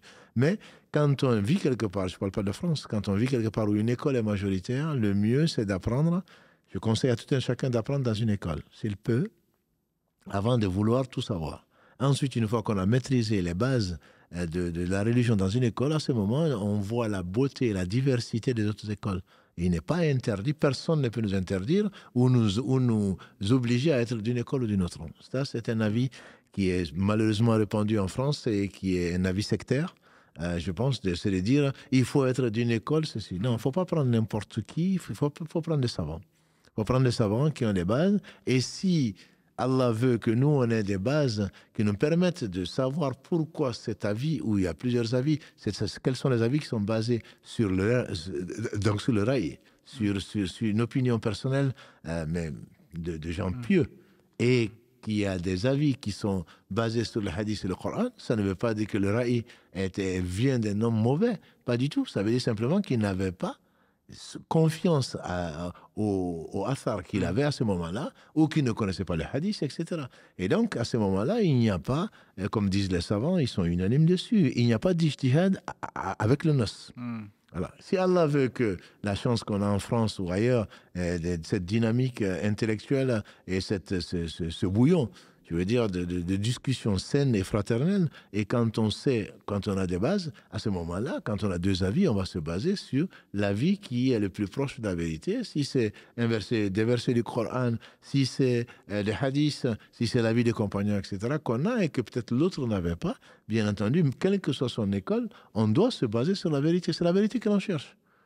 Toutes les écoles recherchent la vérité. Toutes les écoles ont fait dire à l'imam Malik, qu'Allah lui fasse miséricorde, notre avis nous paraît le plus sûr. Mais il se peut qu'il comporte une erreur. Et l'avis des autres nous paraît moindre ou comporter une erreur, mais même si ça peut être le bon avis. Oui. Donc, il ne faut pas partir du fait que nous, on est maliki, donc on a raison. Moi, je dis simplement, au jour du jugement dernier, Allah ne va pas ordonner aux anges en disant, les maliki d'abord au paradis, et ensuite ce seront les chaféites, et ensuite, non, c'est pas comme ça. Chacun sera jugé en fonction de ce qu'Allah lui a donné. Et donc, il faut être modeste et humble et accepter la vérité d'où qu'elle vienne. Donc, ce n'est pas parce que c'est un avis de Hanafi que ce n'est pas la vérité. Il se peut que oui. Donc, dans notre cas, moi, ce que je conseille à tout un chacun, je parle notamment des gens qui ne sont pas savants comme nous, c'est de se baser sur des savants s'ils sont connus, quelle que soit leur école, et de se faire accompagner, de poser des questions avec confiance et respect à ces gens-là. Et donc, de ne pas chercher forcément à appartenir à une école. Mais quand on vit quelque part, et quand on décide de suivre un cheikh, un imam, il faut le suivre jusqu'au bout. C'est qu'on n'a pas à aller... Oui, j'ai demandé à l'imam, j'ai demandé à un autre imam, ça c'est courant en France, j'ai demandé, on arrive à 10, et donc on fait une statistique, mais surtout, on prend l'avis qui nous arrange. Ça, c'est interdit dans l'islam. Et comme tu nous l'as rappelé il n'y a pas si longtemps que ça, le temps passe vite, c'est lui qui, les savants disent que celui qui va prendre l'avis divergent, l'avis qui diverge des savants, avec tout le respect qu'on leur doit tous, l'avis qui sort de l'avis du sawab, l'avis qui sort de l'avis, je dirais, quasi unanime des autres savants, celui qui va prendre que ces avis-là, des avis donc de périphériques, il sort de l'islam. Il va permettre Zawaj Mouta, il va faire ceci, il va faire cela. Donc, il va sortir de l'islam parce que ça, ah oui, mais les savants divergent. Bien sûr, mais toi, tu n'es pas savant. Ils divergent sur quoi? Ils ne divergent pas sur ton cas. Toi, tu es quelqu'un qui cherche, voilà, des fatwas qui t'arrangent, et donc il faut faire attention. Il faut se baser, il faut leur faire confiance, prier pour eux, pour que Allah subhanahu wa ta'ala nous rassemble avec eux, et en même temps, il faut se baser sur un homme ou une femme de confiance dont on connaît la science, qui a appris la science, et qui n'est pas sectaire, et donc qui nous conseille les meilleurs avis. Il peut se tromper, bien sûr, on n'adore pas les cheikhs, hein. Ils peuvent se tromper, et s'ils se trompent, on prie pour eux. Et si Allah nous fait voir la vérité ailleurs, on prend la vérité ailleurs. Il ne s'agit pas d'aller becqueter comme des abeilles ou autre chose. Ce n'est pas ce que je conseille.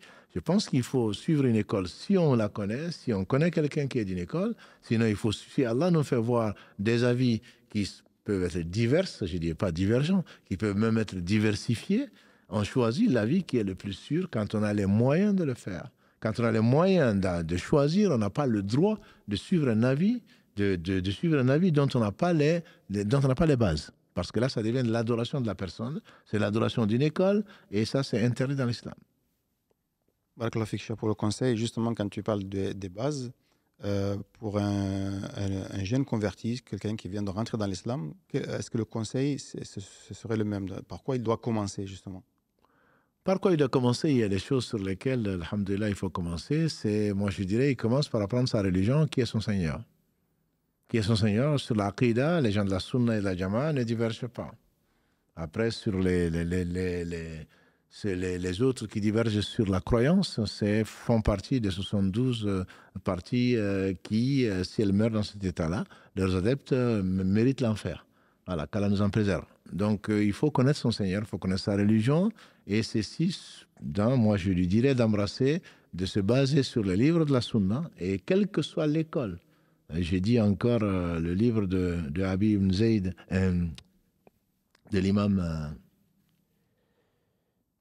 Ibn Zayd, voilà, exactement, Al-Qarawani, qu'on appelle le petit Malik. Quand je le compare au Tahawiya, qui est Hanafi, donc de l'imam Abu Ja'far al-Tahawi, tu as l'impression que c'est la même chose. Mais c'est normal, c'est pas parce qu'il y a une aqidah, il y a un dogme maliki et il y a un dogme Hanafi, c'est pas vrai. Il y a un dogme de l'islam qui correspond, et quand tu vas chez des gens qui se réclament de l'école Hanbali ou de Shafi'i, tu vas trouver la même chose. Donc pour moi, il faut se baser sur la sunna, la croyance des gens de la sunna. Et ensuite, en parallèle, il faut adorer Allah subhanahu wa ta'ala au travers de la prière, au travers des invocations, etc. Et ne pas rentrer dans les mises en garde et je ne sais quoi d'autre. Oui, on met en garde contre tel savant, tel ceci, tel cela. Apprends ta religion. Quand on a demandé à un savant que je ne vais pas nommer, on lui pose « Qu'est-ce que vous pensez d'eux ?» Il dit « Ça c'est de la médisance. » On dit oui, mais ça, c'est son opinion. Est-ce que tu sais faire les ablutions? Non. Tu ne sais même pas faire les ablutions. Est-ce que tu peux corriger ta prière? Non. Et c'est sur cela que tu seras interrogé au jour du jugement dernier. C'est la première chose. Et toi, tu vas commencer à rentrer dans les divergences entre les savants. Tu ne sais pas ce que c'est qu'une divergence, tu ne sais pas ce que c'est qu'un savant, et tu vas rentrer dans les divergences, ça va t'occuper peut-être, et ça va te faire perdre du temps et peut-être des bonnes actions, parce que tu n'en sortiras pas indemne. Je vous propose de prendre un premier appel, et juste avant de prendre l'appel, juste un petit rappel concernant les appels. Soyez concis dans votre question, alhamdoulilah, et surtout si la question demande du temps, de la réflexion, que c'est pour régler peut-être un conflit ou autre. Alhamdoulilah, essayez plutôt d'écrire et d'envoyer un message, parce que si la réponse doit prendre beaucoup de temps. Et surtout, si on n'a pas tous les éléments aussi pour pouvoir répondre à la question, ça risque d'être un peu difficile. Donc vraiment, si vous pouvez poser des questions sur le sujet du soir, c'est encore mieux. Alhamdoulilah, vous avez la possibilité de poser des questions totalement ouvertes, donc n'hésitez pas. Mais soyez concis, surtout une seule question par personne. Barakallahu fikum. Karim, si c'est bon pour toi. Allô, salam alaikum. Allô, oui, salam alaikum, vous m'entendez? Oui, très bien, on vous écoute, Inch'Allah. Oui, barakallahu fik pour tout ce que vous faites. Qu'Allah fasse miséricorde à toute votre équipe. Qu'Allah vous récompense. Et j'avais une question. En gros, ma mère voulait partir au Hajj avec moi cette année. D'accord. Elle a une partie de la somme. Elle n'a pas toute la somme, elle a une partie de la somme. Et elle a une grosse somme d'argent qui doit bientôt arriver de la part de mon père, donc de son ex-mari. Elle aimerait donc, en attendant, emprunter à sa sœur pour la rembourser dès qu'elle touche sa grosse somme d'argent. Et donc, voilà, en gros, est-ce qu'elle peut, en attendant de recevoir sa grosse somme d'argent, emprunter ce qu'il reste à sa sœur ou à moi? C'est ça la question. Et est-ce que vous comptez prendre en charge un groupe pour le Hajj cette année? Barakallahu fikum. Donc, c'est deux questions en une. Là, barakallahu fik, elle peut emprunter si elle attend une entrée d'argent.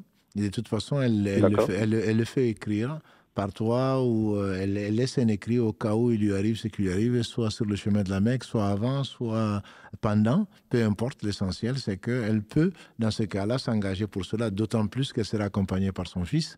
Alhamdulillah, c'est qu'Allah vous facilite et accepte. Donc le pèlerinage, c'est bien plus facile quand une chance pour le fils d'accompagner sa mère, et une chance pour la mère d'être accompagnée par son fils. Ne nous oubliez pas dans vos doigts. Et pour la réponse rapide, comme le demande Mohamed Adda, effectivement, la mosquée Inch'Allah compte accompagner les pèlerins cette année également. Et nous avons en cours d'une validation d'une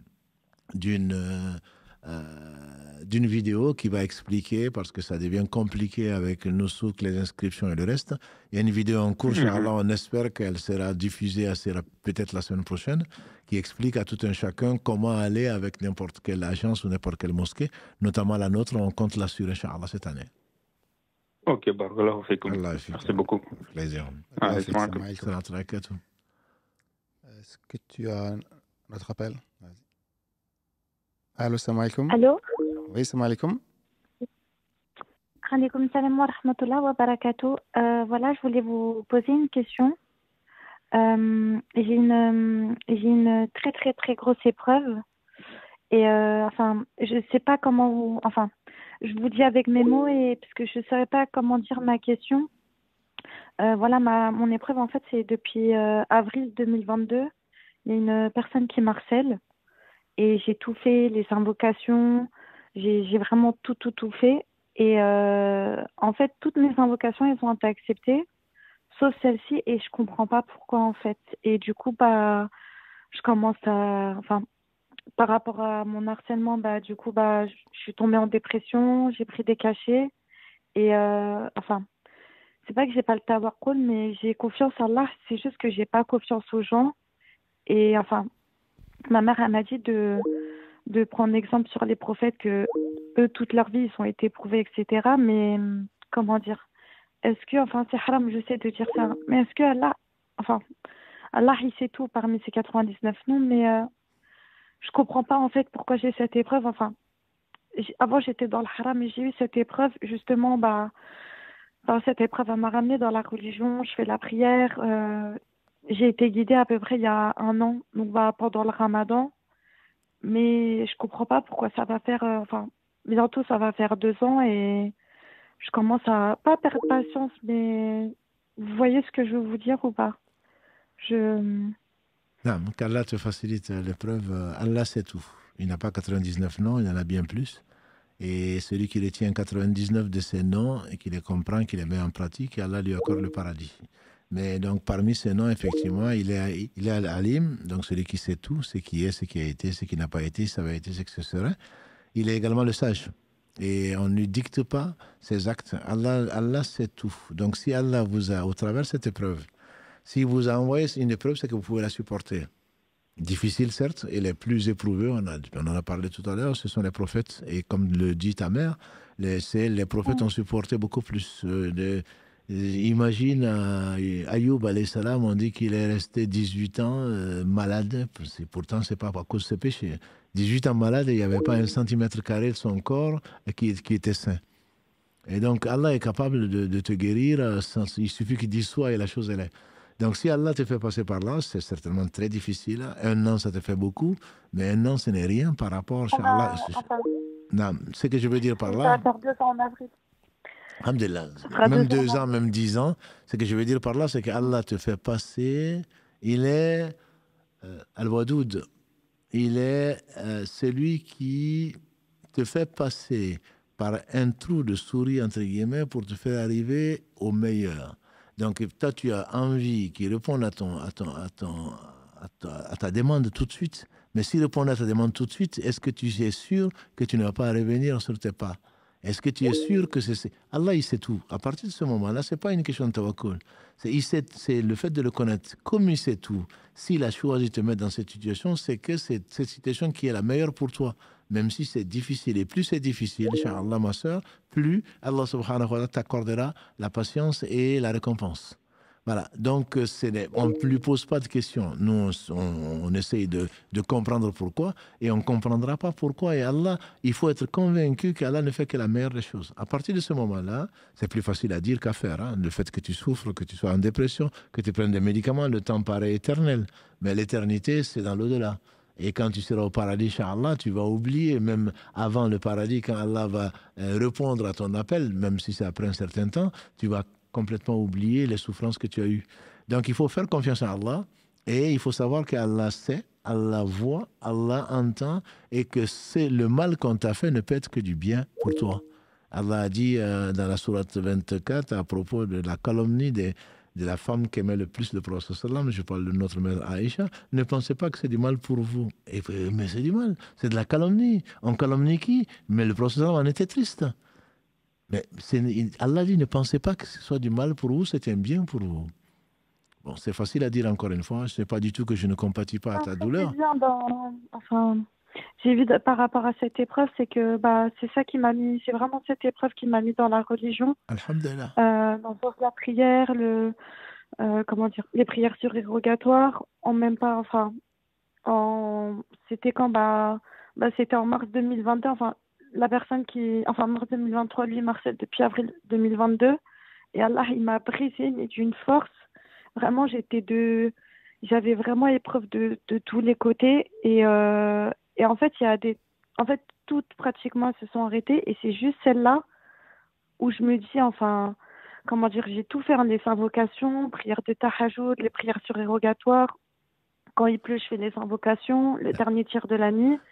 Et non, mais ne doute pas. Allah ne t'a pas oublié. Allah, il va t'accorder, Inch'Allah, c'est que toi, ce qui va te surprendre, parce que toi, tu es pressé. Et si Moussa, alayhi salatu wassalam, n'a pas été patient avec Al-Khidr, c'est pas toi qui vas être patiente par rapport à l'épreuve que tu... Ça, c'est un prophète. C'est l'un des, on dit, c'est même le troisième plus grand prophète que la terre a porté. Moussa n'a pas été patient. Donc, je ne te reproche pas du tout d'avoir pas de te précipiter à la réponse pour attendre. Allah n'a pas oublié. Allah n'oublie pas. Allah peut tout. Donc, s'il a choisi de te mettre dans cette situation, il va te donner la force, Allah, de l'accepter. Et quand Allah aime quelqu'un, il l'éprouve. Tu n'as pas demandé, tu n'as pas cherché cette épreuve-là, mais c'est sûr que c'est du bien pour toi. Non seulement tu as commencé à voir que Allah t'a guidé au travers de ça, et Allah donne tout à tout le monde sauf la foi. S'il t'a permis de revenir vers lui, de faire du tahajjud, etc., le prophète sallam a dit que c'est celui qui va mourir. S'il avait le monde entier... Non, mais le prophète sallam... Mon père, il m'a appris que j'étais aussi née pendant le Ramadan. Le prophète alayhi sallam dit, quand tu vas mourir, enfin celui qui va mourir, même si on lui donnait, s'il avait le monde entier à dépenser, il le dépenserait pour faire un seul soujoud. Donc le fait, Allah t'enlève, il n'y a pas un mal, une gêne, une maladie, même des soucis qui arrivent à un croyant, a dit le prophète sallam, sans que Allah ne l'élève en degré, ne lui pardonne un péché ou ne l'élève en degré. Donc tu seras, Inch'Allah, heureuse de la situation que tu traverses aujourd'hui, qui est très difficile, et qu'Allah te la facilite. Allah aime les gens qui l'implorent. Donc il n'y aurait pas eu cette épreuve certainement que tu as... Tout le temps. Voilà. Tout le temps. Enfin, je suis éprouvée depuis petite. Enfin, comment dire? C'est vrai que quand j'ai lu, par exemple, les bienfaits de l'épreuve, en fait, moi, je suis éprouvée pratiquement depuis petite. J'étais une fille de l'ASE et on m'a retirée à mes parents de mes 13 à mes 20 ans. Et en fait, toute ma vie, j'ai été éprouvée, mais c'est vraiment surtout, par exemple, les migraines, exemple, comment dire, j'ai des céphalées avec des vomissements. Et subhanallah, il n'y a pas longtemps, il y a un frère qui m'a dit qu'il y avait un hadith comme quoi ceux qui avaient la migraine et la fièvre, c'était un signe des gens du paradis. Et en fait, c'est vrai que, enfin, comment dire, pour tout le mal à chaque fois que j'ai eu, subhanak ya Rabbi, après, il y avait quelque chose de bon après. Certainement. À côté de la difficulté, certes une facilité. Très certainement. Donc, ce qu'on va demander, c'est prier pour toi-même, ça tu ne vas pas l'oublier, prier pour nous, et surtout avoir une bonne opinion de ton Seigneur. Ne laisse pas tes souffrances se perdre. Ce que tu souffres, Allah seul le sait. C'est grâce à Allah que tu arrives à le supporter. Ne laisse pas Shaitan rentrer et te faire perdre ça en pensant du mal d'Allah. Finalement, pourquoi Allah ne me répond pas? Allah n'est pas ton obligé, il n'est pas mon obligé, il n'est l'objet de personne. Allah, comme l'a dit le prophète sallam, c'est un hadith qui me plaît beaucoup, Allah rit, comme ici à Sa Majesté, de la situation de la personne qui est éprouvée. Elle est éprouvée, elle désespère, alors que Allah va résoudre le problème bientôt. Donc, c'est parce qu'on est impatient. Et je comprends ta douleur, je comprends ton épreuve, et je prie Allah subhanahu wa ta'ala de te récompenser par le meilleur et de te donner la force de supporter, d'accepter cette épreuve-là, et surtout de garder la foi et d'avoir une excellente opinion de ton Seigneur, qui est le nôtre également. Barakallahu fik, cher. Barakallahu fik, ma sœur, pour la question. On est obligé d'enchaîner, Inch'Allah. Juste, je rebondis sur des questions qui ont été posées par rapport à, justement, à l'échange avec la sœur. La personne, elle dit, comment savoir si c'est une épreuve, si c'est une punition dans ce bas monde? Je ne veux pas dire d'aller dans la playlist. On a souvent cette question-là. Bien sûr, on a souvent cette question-là. Tu le sauras au jour du jugement dernier. C'est tout ce que je peux te dire. Mais ce qui est certain, c'est que quand une épreuve arrive, il faut toujours se poser la question, qu'est-ce qu'Allah veut pour moi? Allah ne veut que du bien. Allah ne fait que le meilleur. Donc, Allah va te rappeler quand une chose arrive, peut-être que tu n'as pas prié à l'heure, peut-être que tu as médit, peut-être que tu as calomnié, peut-être que tu as fait ceci, cela. Dans tous les cas, les compagnons du prophète dont on a parlé, qu'Allah les agrée tous, ils ont donné ce qu'ils ont donné. Ils ont abandonné meubles et meubles pour aller à Médine, pour aller s'installer là. Et en l'année 3 de l'Hégire, ils rencontrent des polythéistes qu'ils ont fui. Ils les rencontrent et Allah recrute 70 martyrs. Et qui sont donc à Uhud, qu'Allah les agrée tous. Et ceux qui sont vivants, ils disent, mais d'où ça vient ça, ya Rasulallah? Comment se fait-il que Allah nous éprouve comme ça? Allah dit dans la sourate 3, il dit, dis-leur, ça vient de vous-même. Cette épreuve, ce malheur, que vous considérez comme malheur, ça vient de vous-même. Pour qu'Allah recrute et honore des martyrs et pour qu'il vous lave de vos péchés. Ça, c'est des compagnons du prophète sallallahu alayhi wa sallam. C'est pas nous. Donc, quand une chose arrive, sache que Allah te rappelle une chose pour te ramener vers lui. Ça, c'est une chose, comme on a dit tout à l'heure à la sœur, il n'y a pas une blessure, il n'y a pas morale ou physique, il n'y a pas une piqûre d'épine, il n'y a même pas un souci sans que par là, Allah t'enlève des péchés et ne t'élève en degré. Donc, pose-toi la question, effectivement, qu'est-ce que Allah veut me faire passer comme message? J'ai raconté cette histoire que j'aime beaucoup de Ibn Qayyim, quand il fasse miséricorde dans Péché et Guérison, qu'un homme est sorti et puis un chien a aboyé. Ça m'a marqué cette histoire. Et l'homme, il est revenu chez lui. Mais nous, un chien aboie, on lui donne un coup de pied. L'homme est revenu chez lui, il est ressorti et le chien n'a pas aboyé. On lui dit, mais comment se fait-il que tu es sorti la première fois, il a aboyé, la deuxième fois, il n'a pas aboyé? Il dit, parce que quand le chien a aboyé, je suis reparti, je me suis dit, qu'est-ce qu'Allah veut me faire passer comme message? Je me suis rappelé d'un péché dont je me suis repenti, je suis ressorti et Allah a voulu que le chien n'ait pas aboyé. Voilà, donc c'est une histoire qui on y croit ou on n'y croit pas, peu importe. Mais je suis convaincu d'une chose, c'est que si ça vient de nous-mêmes. Donc il se peut également, comme Ayoub, comme les prophètes, comme d'autres, Allah nous veuille du bien certainement et nous élève en degré en fonction donc de l'épreuve de la sœur ou du frère, etc. Donc on ne saura que tard, pour ne pas dire au jour du jugement dernier, c'est qu'on a ce pourquoi Allah nous a éprouvés par ceci et cela. On ne peut pas dire non, mais moi je ne fais pas de péché. C'est déjà un péché. C'est déjà un péché de penser qu'on ne fait pas de péché. Mais pour quel péché? Si on l'identifie, alhamdulillah, on revient vers Allah repentant. Et Allah non seulement nous pardonne et il nous aime. Inna Allah yuhibbu tawabin wa yuhibbu la mutatahirin. Donc on revient, Allah aime les gens qui se repentent, il aime les gens qui se purifient. Et si ce n'est pas pour un péché, Allah élève en degré. Et donc, au jour du jugement dernier, on sera surpris, on espère, de la meilleure des façons, pour la récompense qu'Allah va nous donner en fonction des épreuves, qu'elles soient dues à nos péchés ou qu'elles soient dues pour nous faire élever un degré. Alhamdulillah, je vais prendre les questions écrites. Une question qui m'avait un peu marqué, je crois qu'elle a été posée la semaine dernière, la semaine d'avant même. La personne demande, est-ce qu'une personne, un frère ou une sœur d'ailleurs, peut choisir de ne pas se marier et de vivre seul jusqu'à qu'Allah la rappelle? Ça, c'est le fiqh, ça. On va le donner à Mohamed. Non, bien sûr qu'on peut choisir de ne pas se marier. On peut choisir. Ibn Taymiyyah, rahimahullah, il n'est pas le seul. C'est des gens qui ont choisi de ne pas se marier. Et on a dit que le mariage, on en a parlé très longtemps de ce sujet. Le mariage est une sunna. C'est une sunna des prophètes. Ils sont mariés.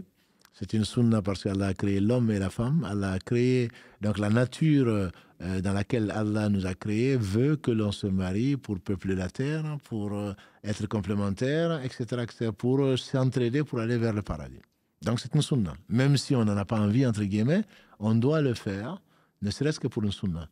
Le mariage devient obligatoire pour la plupart des hommes parce qu'on est attiré par les femmes, et pour la plupart des femmes parce qu'elles sont attirées par les hommes. Et donc, Shaitan veut nous amener à ce qu'Allah a interdit. Donc, Allah a mis un cadre très très simple. Alhamdulillah, les piliers, on en a parlé. C'est tellement simple de se marier, même si malheureusement nos parents compliquent entre la dot et le reste. Voilà. Mais c'est très très simple. Donc, pour nous, le mariage est une obligation. Par contre, le mariage peut être une interdiction pour celui qui ne peut, celle qui ne peut pas remplir les conditions du mariage.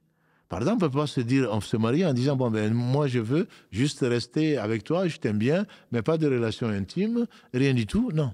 Là, ça devient une interdiction parce que tu vas prendre le droit de ton mari ou le droit de ta femme. Ça devient une interdiction. Maintenant, si le mariage empêche la personne de faire ce qui la rapproche d'Allah et qu'elle n'a pas ce besoin-là, bien sûr, le mariage peut lui être conseillé. Voilà. Donc, ça dépend de la situation de la personne. Dépend de la situation de la personne, mais pour la plupart des gens, malgré nos prétentions, pour la plupart des gens, pourquoi il y a des pédophiles dans des gens qui disent avoir choisi le célibat ou je ne sais quoi d'autre, même parmi des milieux auxquels, même des milieux musulmans, auxquels on ne pense pas. Pourquoi il y a de la pédophilie? Parce qu'on se cache la face en disant non, non, moi je peux m'en passer. Alors qu'en réalité, pourquoi tu vas ensuite? Parce que tu as des envies, parce que tu as été créé, parce que tu as une physiologie, parce que Dieu sait et toi tu ne sais pas. Et Dieu te permet de remplir, de vivre une vie pleine et entière et complète dans un cadre tout simple. Toi tu refuses et tu prétends que tu n'as pas besoin de femme ou que tu n'as pas besoin d'homme, à ce moment-là, tu seras très certainement jugé par rapport à ce que Allah t'a ordonné et qui t'a permis de faire.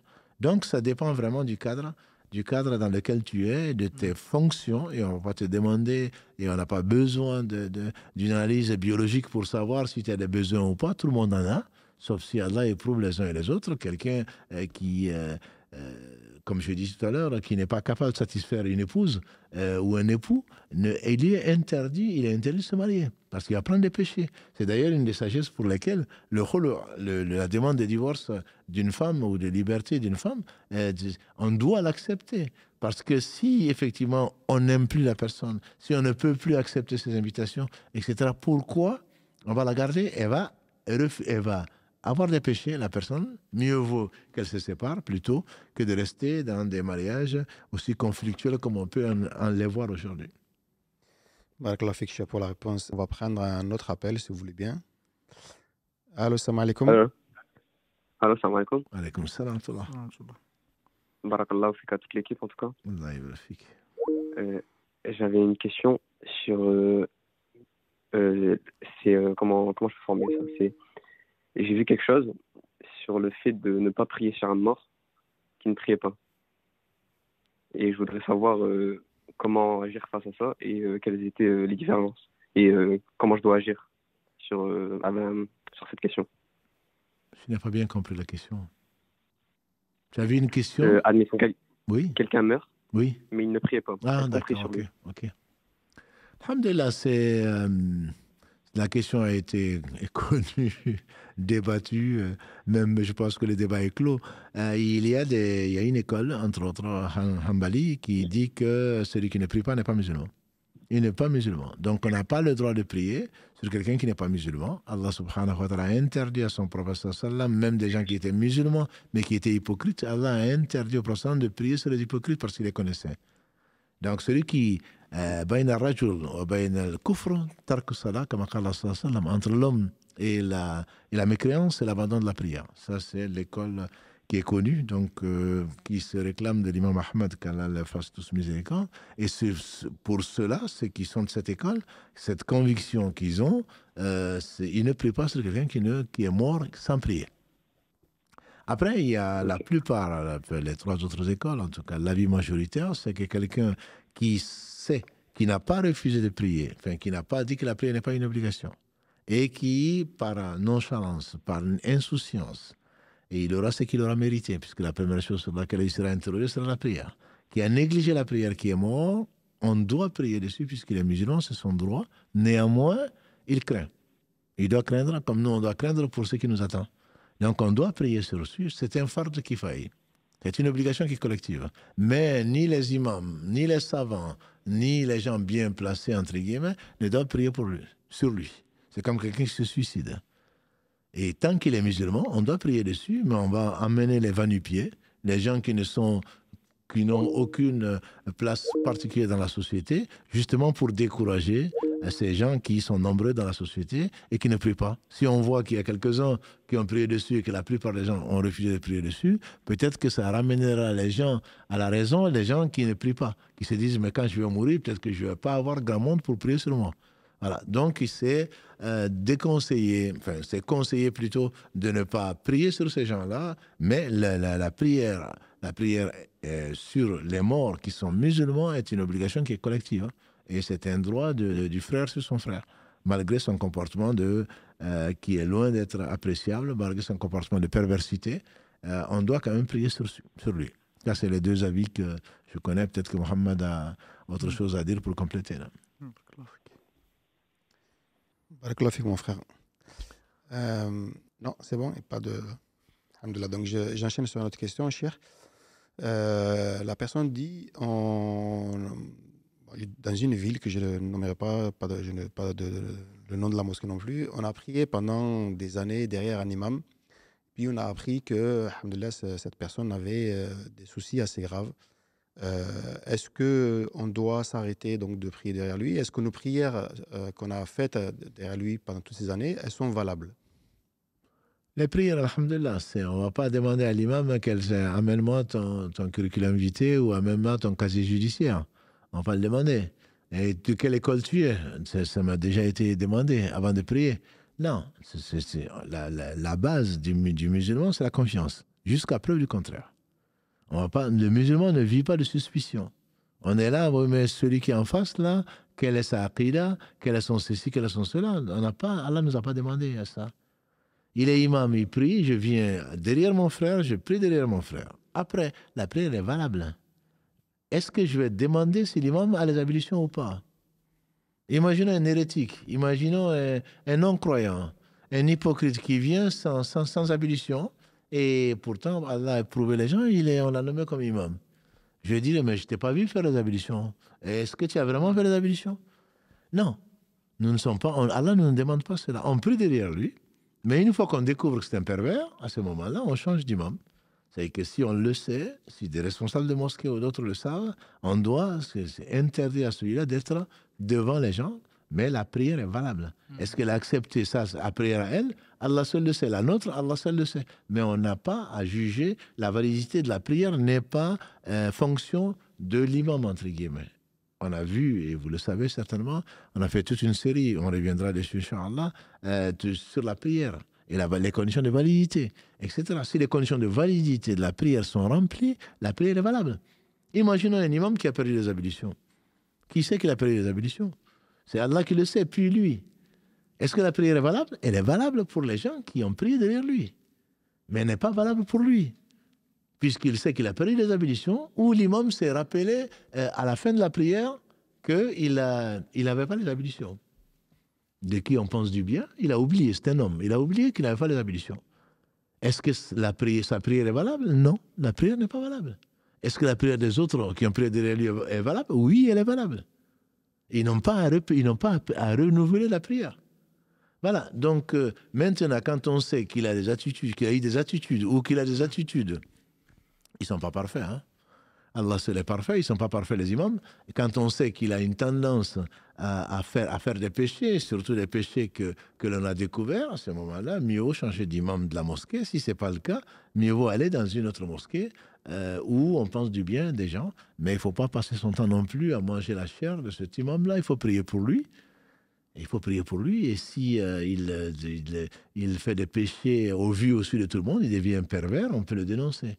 Mais le mieux, c'est de prier pour lui, c'est de lui rappeler, j'ai entendu ceci, avec des preuves, crains Allah. Il te dit, mon frère, prie pour moi, j'étais dans l'égarement, j'ai glissé.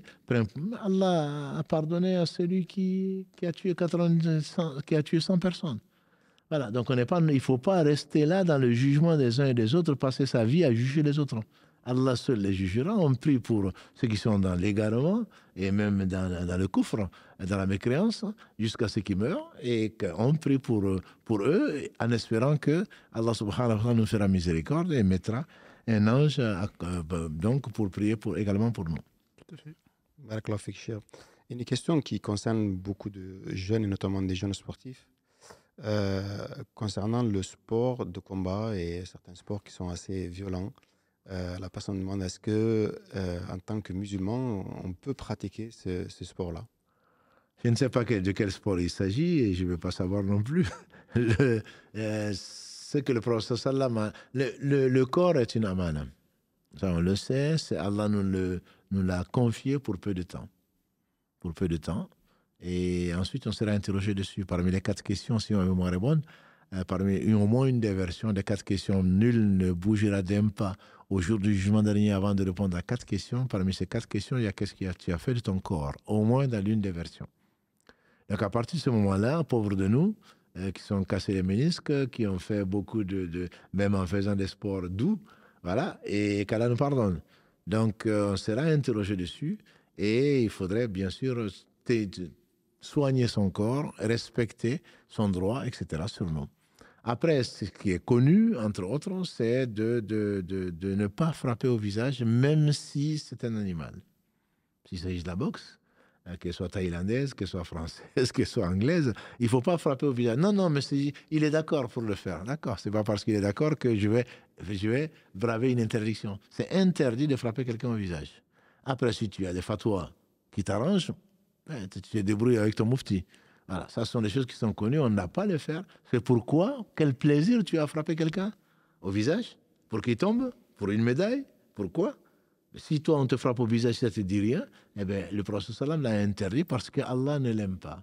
Voilà. Après, bon, ça, on peut suivre ses passions, mais ce n'est pas permis dans l'islam. Et bien entendu, quand on est sûr de la rencontre d'Allah subhanahu wa ta'ala, on doit se préoccuper et on doit essayer de répondre aux questions avant d'être interrogé, comme on le fait dire Omar ibn Khattab, radiallahu ta'ala. Cheikh, est-ce que on peut se retrouver entre sœurs, peut-être même entre frères aussi, spécifiquement pour se faire des rappels? Le rappel profite aux croyants. On peut se retrouver à condition que les rappels ne soient pas des rappels tirés de n'importe où. En tout cas, l'exemple des compagnons du prophète sallam, il faut savoir de qui on prend. Si le rappel effectivement est basé sur la science, et la science, comme disait Ibn Qayyim, qala Allah, qala Rasulullah sallallahu alayhi wa sallam, qala sahaba. Voilà, donc si ce sont des rappels qui sont de la révélation, dont on ne doute pas du contenu, il n'y a aucun mal, au contraire. Au contraire. Après, maintenant, si on se prend pour ce qu'on n'est pas, bien entendu que ce n'est pas permis, puisque de ce qu'on dira, on sera interrogé dessus. Donc, il ne faut pas qu'on se rencontre pour parler de... Enfin, on peut le faire, hein, on est en France, on fait ce qu'on veut. Mais il faut savoir que c'est une perte de temps et pire encore que si on dit sur Allah, c'est le contraire de la vérité ou ce qu'on ne sait pas, on sera interrogé dessus. Donc, se rencontrer entre frères et entre sœurs pour faire des rappels, c'est quelque chose qui, à ma connaissance, est autorisé, permis, même conseillé. Mais les mosquées sont également là, avec Si Mohamed Barakallahu Fi, on a fait des émissions dessus. La mosquée n'est pas que pour prier. La mosquée est avant tout une école. Une école où on doit transmettre, une école où on doit transmettre les valeurs sûres qui sont celles de la révélation, des cours. Il n'y a pas que le vendredi.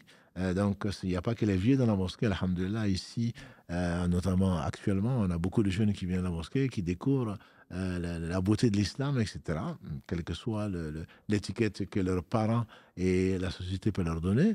Allah leur a ouvert le cœur. Alhamdulillah, c'est la prière qui empêche des choses blâmables. Si seulement on savait, je pense qu'on aurait ouvert dans chaque lieu de travail des salles de prière, parce que c'est la prière qui amène les gens à être meilleurs. Voilà. Mais si on nous interdit de prier et le reste, ce n'est pas comme ça qu'on va changer la société. Et donc, c'est pour dire que on se doit d'apprendre sa religion. C'est la chose la plus importante. La science, c'est la chose la plus importante. J'appelle science avec un grand S. La science s'est révélée. C'est la chose la plus importante. Pourquoi tu es là? Où tu vas? Quelles sont les conséquences de ton engagement ici-bas et dans l'au-delà? Et donc, si on peut se le rappeler, il ne s'agit pas, bien entendu, de s'inventer une science, mais si on peut se le rappeler dans des conditions normales, alhamdoulilah, c'est plutôt quelque chose de conseillé. Justement, sur sur l'éducation, là j'ai une question. Le papa et la maman ne sont pas d'accord sur comment éduquer les enfants. Et la maman, elle dit, le papa interdit aux enfants de dire Bismillah, de dire Alhamdulillah, sous prétexte qu'ils sont encore trop jeunes pour comprendre, qu'il vaut mieux attendre encore un petit peu avant de leur enseigner ces belles paroles. On va demander à Si Mohamed. On a fait avec notre partenaire, on a fait 10 vidéos il y a quelques années. Donc, sur l'éducation des enfants, c'est extrêmement important. Et la chose la plus importante, certainement, c'est l'exemple. C'est l'exemple. Donc, si le père dit Bismillah, il n'a pas besoin de dire à l'enfant dit Bismillah.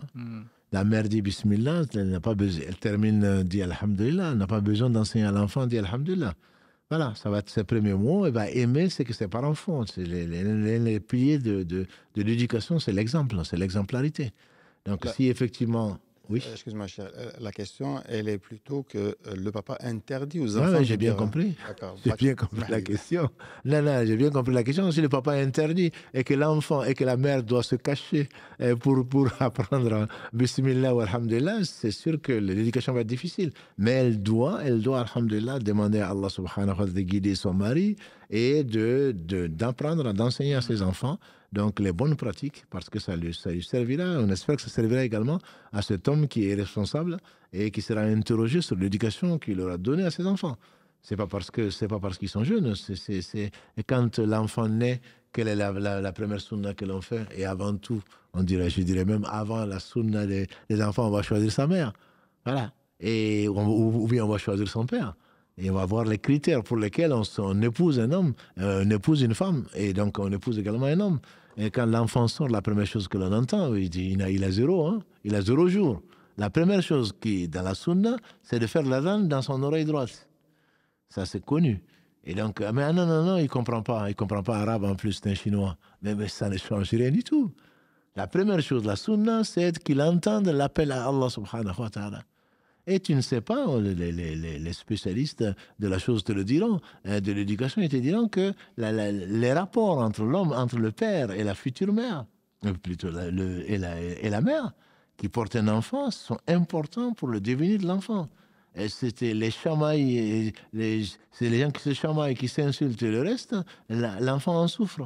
Et l'enfant reconnaît la voix de sa mère parmi toutes les voix, alors qu'il vient de naître. Donc c'est toi qui maintenant va dire non, on va attendre qu'il ait 7 ans pour commencer à lui apprendre Bismillah. Non, il est complètement dans le tort. Il a tort. Donc il faut lui enseigner, c'est Allah qui fait comprendre. Et alhamdulillah, que la mère fasse son travail sans pour autant rentrer tout le temps en polémique avec son épouse, avec son époux plutôt.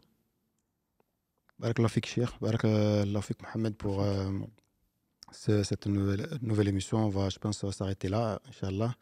Alhamdulillah, on n'a plus d'appels, donc on a, je crois, atteint la limite de nombre d'appels, me dit Karim.